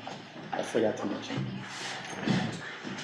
So the challenge, or the topics we'll cover today are exactly what I just said. The challenges in my department, and as I see it, really overall with the financial management of Navajo Nation. I'll talk about some changes that have been made or have been started since I've gotten here. And what I see as policy changes that are needed. And then as requested, what my vision is for OOC over the next, well, I think you guys asked for 3.5 years. Whether or not I'm here in 3.5 years, we'll see. But my vision going forward. So we'll start with challenges. And so one of the biggest things I think we can all agree on is we have this, well, at least my department, and please understand that I'm speaking, when I speak primarily of my department, but we have a culture, we've had a culture at OOC where we're, the gatekeepers, where we have traditionally turned things around or sent things back for various different reasons, object codes, a T's not crossed or whatever you want to call it. We have a tendency to do that. And we deal with a lot of bureaucracy when it comes to financial transactions. And that has definitely been a challenge. And it's not just at OOC level, it's really on all levels, from staff in my office up to the executive branch, up to the legislative branch. I think there's a certain level of habits that we've gotten into, if you will, that have made processes very bureaucratic and very slow, if you will. Also, I've kind of identified that communication is a problem here. And I'm hoping some of the technological ideas we have will help solve that. Just as an example, I get literally hundreds of emails a day that some of them are just CCs, that some of them are telling me who's late. Some of them are actually, hey, sign this, we need this memo. And I think some of it, what we go through gets lost, right? And we need to find a better way to communicate. And I believe some of the proposals that I have for going forward will help bridge this communication gap. I really do want to work more closely with BNF as my oversight. And I do want to work closely with OPVP. Because one way or the other, my department is kind of stuck between the two. And if I'm not communicating well with both sides, then there's going to be problems one way or the other, right? I do think our technology is a challenge. We've talked about our ERP system. We're still assessing, just how much of a problem that is. But, at this point, one way or the other, whether it does have the capability to do what we need or it doesn't, we're not using it the way we should be using it. If you hear from the FMIS consultants, they'll tell you, they told me, there's nothing wrong with the system, you just didn't implement everything you were supposed to. If you listen to what else is out there, they'll say that's an old system and you need to modernize. So that's the purpose behind the RFP that we put out. really just doesn't matter to see what else is out there, right? Our documentation processes are behind. You know, we're still very reliant on paper. Paper gets lost on desks. A lot of times 164 sign-offs get, whose desk is it on, who had it last? You know, we're even running into audit issues, which I'll get into a little bit later. But certainly, you know, we have issues with our documentation process, and I think if we could figure out technological solutions for that, the better off we are. And I can tell you that my department is implementing DocuSign, and we're doing that for all internal documents. So leave slips, stuff that sits on my desk for 3 days that I have to come in and sign, just DocuSign it, right? And let's figure out the digital process so that we know those are being signed correctly. TAs, same thing. You know, these are documents that tend to cause a lot of problems within the divisions. Like, why hasn't my TA been processed? Where's my P card, you know, stuff? Where's this? Things that I think we could solve quite easily with something like DocuSign or Adobe. You know, just signing this stuff and getting it through the process without having to continually chase down paper and people. And, you know, half the time, if I'm not there available to sign it, my delegate has to sign it. Whereas if you just shot me a DocuSign, I can sign it on my phone in a few seconds, right? So those are the types of things that I know outside entities have moved to, and I certainly want to get my team at least at OOC and see how it grows out on board with that stuff. Secretary, our policies and procedures, you know, I do think we're kind of in a situation where we need to really take a look at them. Some of them are outdated. Some of them just could be just tweaked here and there or revamped. And the goal is to enhance efficiency, right? We really could be better. I mean, that's just the way I'm gonna, the office of the OOC, office of the controller could be better. And my team has actually responded well to some of the things that I've started to talk about already. I think my team wants to be faster. They don't like fighting with division directors on some of these issues. We just want to do our jobs and push it out, right? And get the money out, the resources where they should be. And then one of the things that I'll bring to your attention are our accounting methods.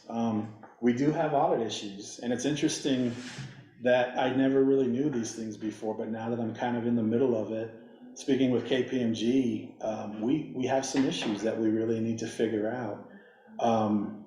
One is that I didn't even know they did this, but they every year put together what they call a gap departure analysis. And I have it. And some of them aren't a big deal. Like, some of them make sense, like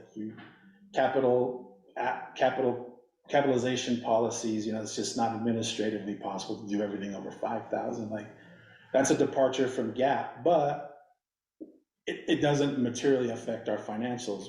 The big one is number 2 on their list is we don't follow modified accrual accounting. We follow a budget-based method of accounting. And what happens is, at the end of the year, because we do that, and inherently a budget-based model is a cash model, we spend hours trying to accrue the right amounts at year end, and they're late. Like, it takes us weeks to do it. And it's not a reflection on my team so much as it just takes a long time to put all the expenses back in the proper fiscal period. And KPMG has put that on their list. And I didn't even know, honestly, I didn't even know that was a problem until they showed it to me. So where I'm going with this is, along with our policies and procedures, look, we have to go back and really just kind of see where we can amend our accounting methods and make sure we don't run into these issues, right? Like making sure expenditures are recorded in the proper period. Especially, I noticed on the agenda, you know, you guys are wanting to start looking at budgets quarterly. And if we're not recording our transactions in the proper fiscal period, then we don't know until really at year end what the true fiscal picture is. So this is, again, just an area we can get better, because Because really, accruing for expenditures through what we would call a search for unrecorded liabilities is a pretty easy process. Just go get the cash disbursements after a certain period, over a certain amount. If the invoice date was before the period ends, then you put it back in that period. If it's not, you leave it where it is. That's what an auditor would do, right? And it really leads to my last point on accounting methods is our reporting. I think, you know, if we're gonna be proactive, which I think is something we should all shoot for, not just at my level, but tribal wide, like we need to be more proactive in our reporting, not reactive, meaning we need to know ahead of time where there are issues, where there could be shortfalls in budgets or shortfalls on the financial statements. And if we're not as nimble as we could be in OOC, I'd have a hard time telling you this is the true amount if I knew we were that behind on accruals or whatever the case might be. So these are just, in the 9 weeks I've been here, some of the big issues that I've kind of come up with, challenges, if you will, areas where we can get better. Breaking down the bureaucracy, really getting my team to understand that they're not the gatekeepers, they're more the end of the process, right? If it comes to you, 9 times out of 10, it's already been through the process. Let's do our job and pay it, or let's do our job and accept the money. One thing I will mention, and I gotta get this message to our division heads, is, and it plays into why we have these accrual issues, is we do it backwards now. Meaning, my team a lot of times doesn't see a transaction until we see an invoice. So I know a lot of division heads will be like, well, how can you keep kicking it back? Well, because you didn't start the process from where it should be in 6B, which is the requisition. An invoice showed up and we don't even know what this was for, how to pay it or whatever. So when I say we can get better, certainly on the OOC side, but it's gonna take a level of getting better on the division head side as well, to make sure our process isn't backwards. Because really, if the process is backwards, it just leads to more delays, because we're gonna push it back and say, where's these documents? And it's just gonna have to be the way it is, because the way internal controls work is it really should have a paper trail, and some of our documentation doesn't when it comes to our office, it's backwards. And so working on trying to get that trained and implemented on all levels is a challenge that we're gonna have to overcome. Any questions on that so far? Or any other challenges you think we have that I can address? Vice Chair Sayer, do you have any questions? Yeah. Perfect. Thank you. So Controller, like, you're seeing issues, right? And this is in delivery in addition to design with some of the policies. It seems like pretty much everything you mentioned is an executive administrative policy. It's not a legislative or statutory directive or anything like that. So when you think of that, okay, you can change some of the policies, but do you have an estimate of these issues that we're confronting, how much of it has to do with staffing?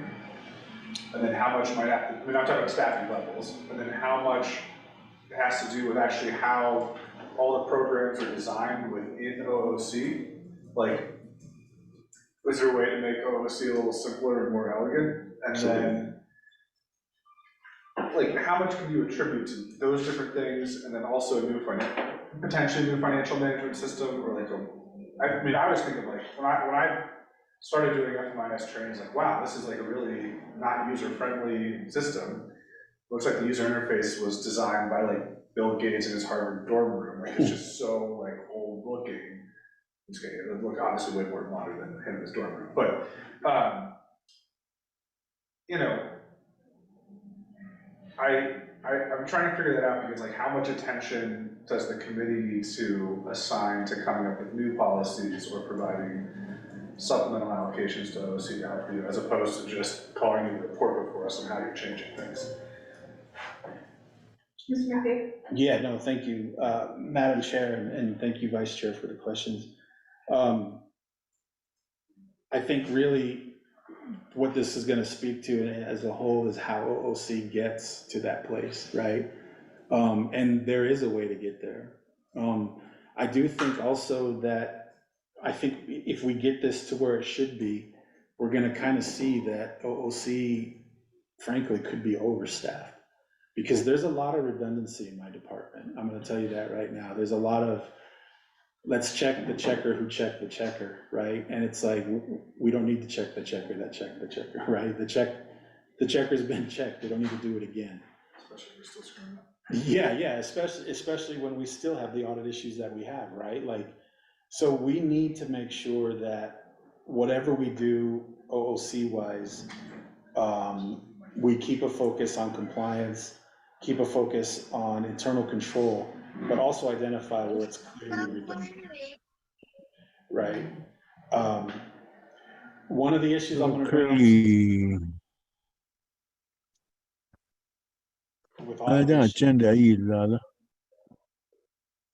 I don't know who's speaking on Zoom. Could you please mute yourself? Okay, we've muted them. Go ahead, Mr. McCabe. I got the audit findings last Wednesday for the single audit, and I did get the detail. I won't go through it here, but I'll send it to you all. We have a lot of procurement findings, with multiple programs.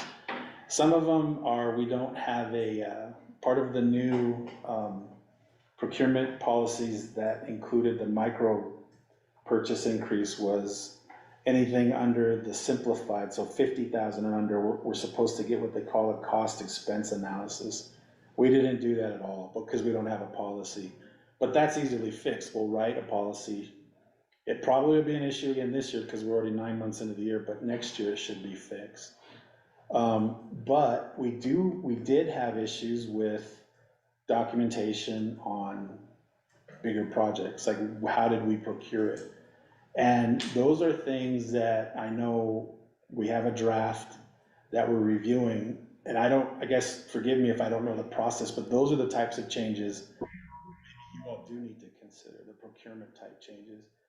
Some of them, yeah, I agree, I can probably just tweak a few things and on the administrative side. One way or the other, I want to keep you informed of what I'm doing and what I feel like the outcome will be. But we do have procurement findings. There were 3 of them that we got, and it's multiple programs, multiple issues. So those are things we've got to nail down. Mr. McCabe, maybe you could provide an overview of some of the other, the vision and stuff, and then we'll go into executive session. So the changes that have been made or started, we do have the ERP RFP out that I've mentioned. We're still, I think Mr. Rodas made a suggestion that we change from an RFP to, I think it's an RFQ. So we'll work to do that. I still don't, if the committee members have any suggested changes or suggested amendments to it. Otherwise, we'll try and get that out as soon as possible. And again, just an effort to see what else is out there, right? I mean, if we owe it as fiduciaries to the Navajo Nation, Navajo people to make sure we have the right program for our needs. And if it's FMIS, then it's FMIS, but if we change, then we change, right? We do have a draft of the procurement policy changes that I'm reviewing. We have made some changes to the P card to make it a little bit easier for the division directors to use, so that, and without sacrificing internal control. As you know, we've passed the micro purchase policy changes. And then really, I've instituted with my team these 5 pillars that we operate up with: pride, care, trust, communication, and teamwork. And it's interesting because I just had a meeting with one of the divisions, and they were kind of giving me some questions on things that can be changed, or they were giving me suggestions, but they did mention, man, some of your staff are night and day. Is that your influence? And I said, well, I hope so, you know, right? But it seems like my team's kind of coming around to some of the things we're trying to accomplish, which is encouraging. So we'll continue to work on what we're trying to do here. The P card, I've announced to the division directors that we're gonna try and roll out some new things July 1st, where we're allowing a lot more efficiency on the P card side for the division directors and also on the TAs, just little things here and there that I know cause heartache that, to me, they're not big deals. Mr. McCabe? Yeah.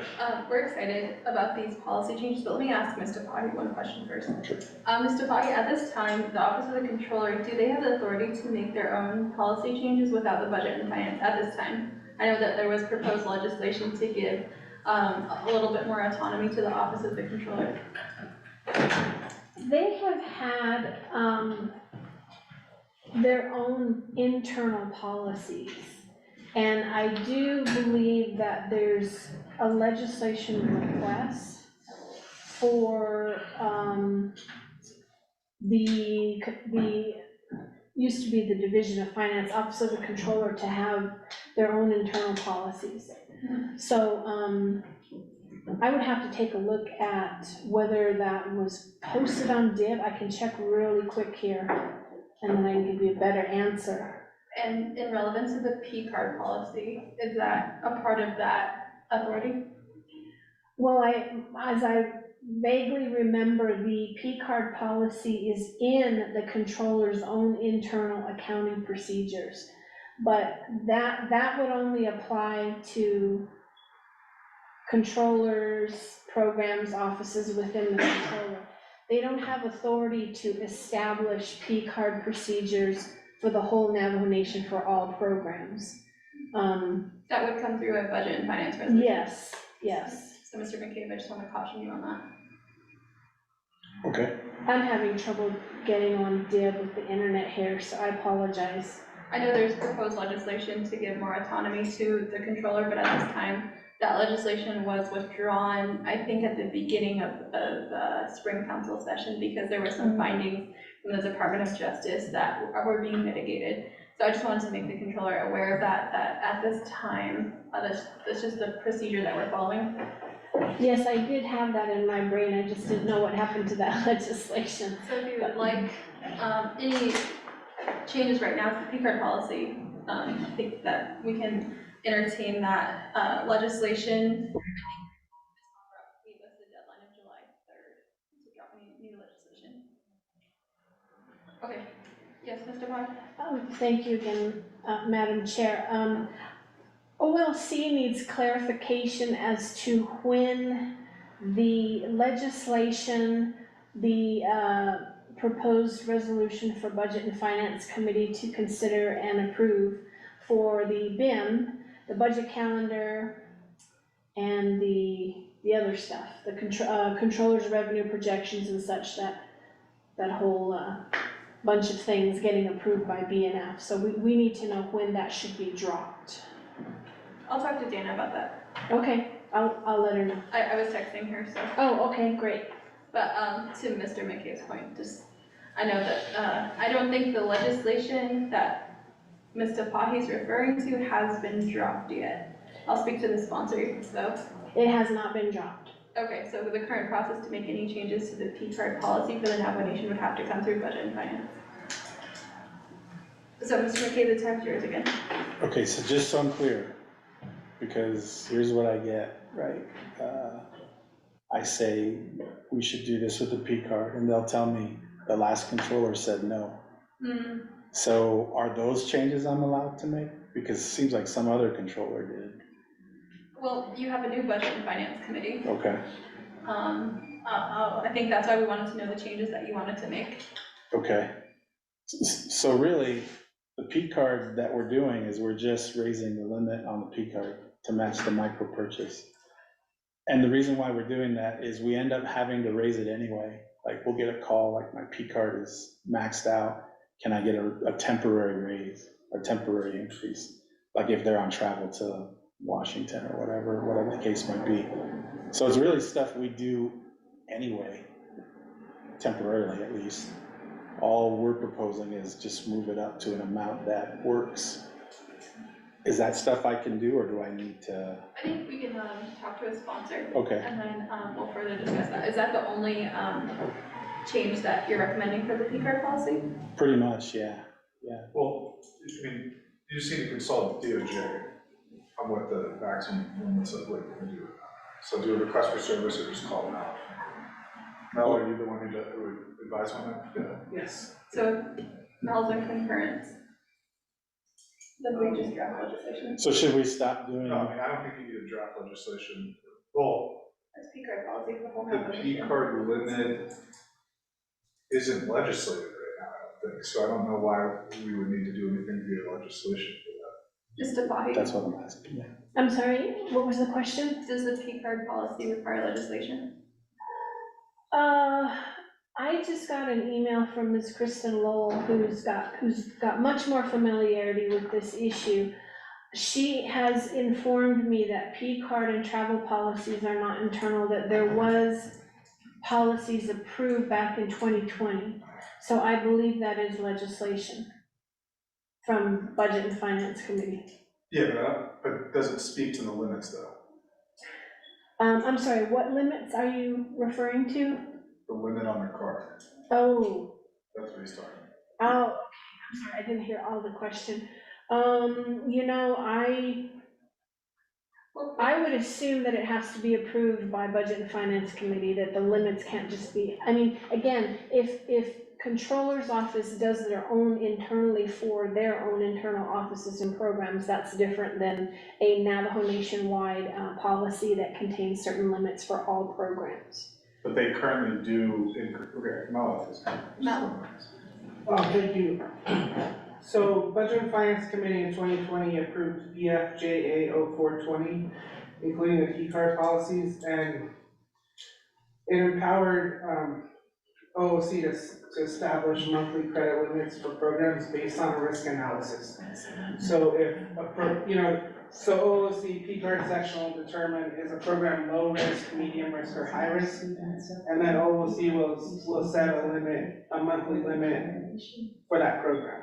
So I would say that because this is the language, P card section has established daily transaction and monthly credit limits. The P card section will make the final determination on the credit limit increase request. And then, so there's a process with a memo. So I would say that because BFC approved that policy, that would give OOC authority to change monthly credit limits. But they would still have to do this monthly risk analysis, the low, medium, and high risk for programs. Thank you for the clarification, Mel. That answers your question, Controller. Okay, because that's really all we're looking to do at this point. Anything else we'll run through you all. Let me ask you this, what about changes to paperwork? Like, I'm trying to streamline some of that too, like forms, yeah, like travel forms and. TAs? Like, there's one, for example, that got brought up today, like why, like, here's an example. Child services, right? They say my team will kick back travel when they're delivering services. So if they have to take a child to Phoenix, they have to go through this whole TA process. And I'm saying, I get that, but do they have to do the same paperwork process than if I was going to NAFOA in Phoenix, right? This is more of a service. Like, they have to take this child. I don't have to go to NAFOA. They have to do this. Like, where do I have the latitude to say, okay, let's amend it, or let's talk about the paperwork that this situation has to fill out, as opposed to if I want to go to NAFOA or something like that? Because it seems to me like there are some travel-related issues that if we just fix the TA here and there, we could streamline a lot of things. Do I have that without it going to you all? Let me ask, Mr. Rodas, what is do you have a response for that? My response is that OOC and controller have the authority to change procedures and to set procedures that are internal to OOC and that impact how OOC does things. But if there's a policy that would impact, all Navajo Nation employees or, a number of employees and they need notice of that, I would say that is a policy that needs to be approved by BFC. But if it's a form that OOC created in the first place, OOC can edit its forms and post that, as long as people have notice of it, through posting on the OOC website. I don't think that editing forms is a problem at all, but in terms of TAs, the TAs are required by the travel policy that was approved by BFC. So if we want to, not require TAs for a certain type of travel, then I would say the travel policy would be reviewed by BFC. Okay. Could you do like a blanket TA for them, for like certain types of travel that they have to do, or? I think that would be the controller. It's more of an accounting precaution, right? For the travel authorization and plus insurance. But in our policy, we identify on-reservation, off-reservation travel, and I think that each off-reservation travel has to have a distinct TA right now. And so, now if it was on-res, then I think they could do it maybe under a blanket, but since their duties go off-reservation, even if their workplace is off-reservation, then that's something where I think we might have to amend the policy. Okay. That might be right, no? Or you want to wait and we can talk to you later? Sorry, I have to review the travel policies because I don't know the policy on blanket TAs. Okay. Okay. And then, Mr. McCabe, I think also we'll have to work with insurance too, because it also involves insurance off of the reservation for the travel as well. So, especially for social services, that is a good question, if it's a requirement for their job.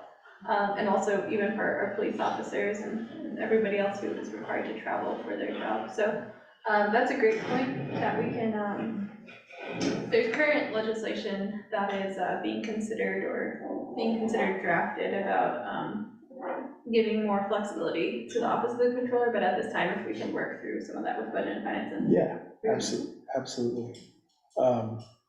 Yeah, and really at this point, all I'm trying to change is some of the paperwork to make it easier, right? Like, because I think my team gets stuck on, no, you have to do it this way. You have to fill out this form, right? And then it gets kicked back. And I'm trying to figure out a way, well, let's just make a different form. And then everyone's happy, right?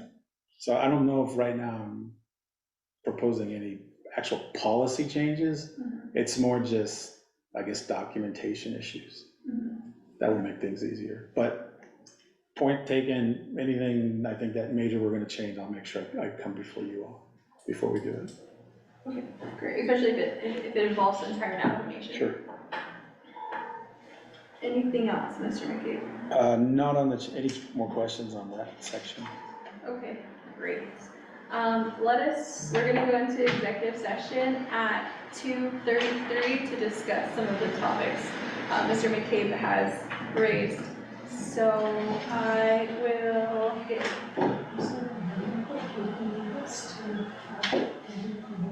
I'm gonna send you. I'm gonna help her. Shada, Delegate Amber Knesser Karate, I'll call you from my phone so you can be a part of the executive session. The second one?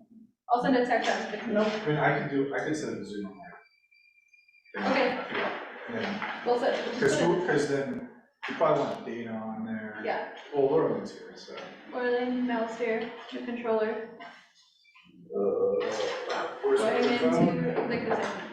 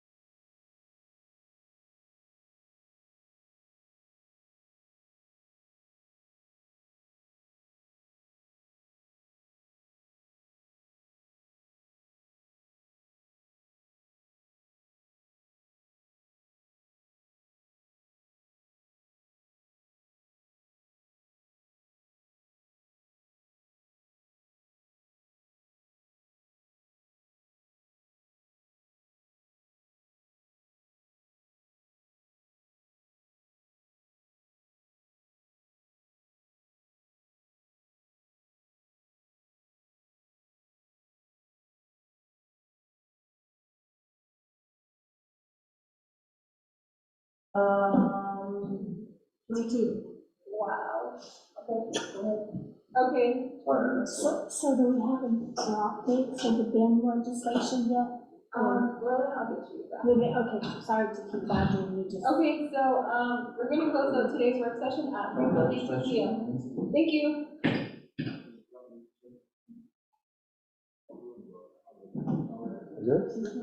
See you, It was 2:32. No, it was 2:32, because I sent out at 2:34.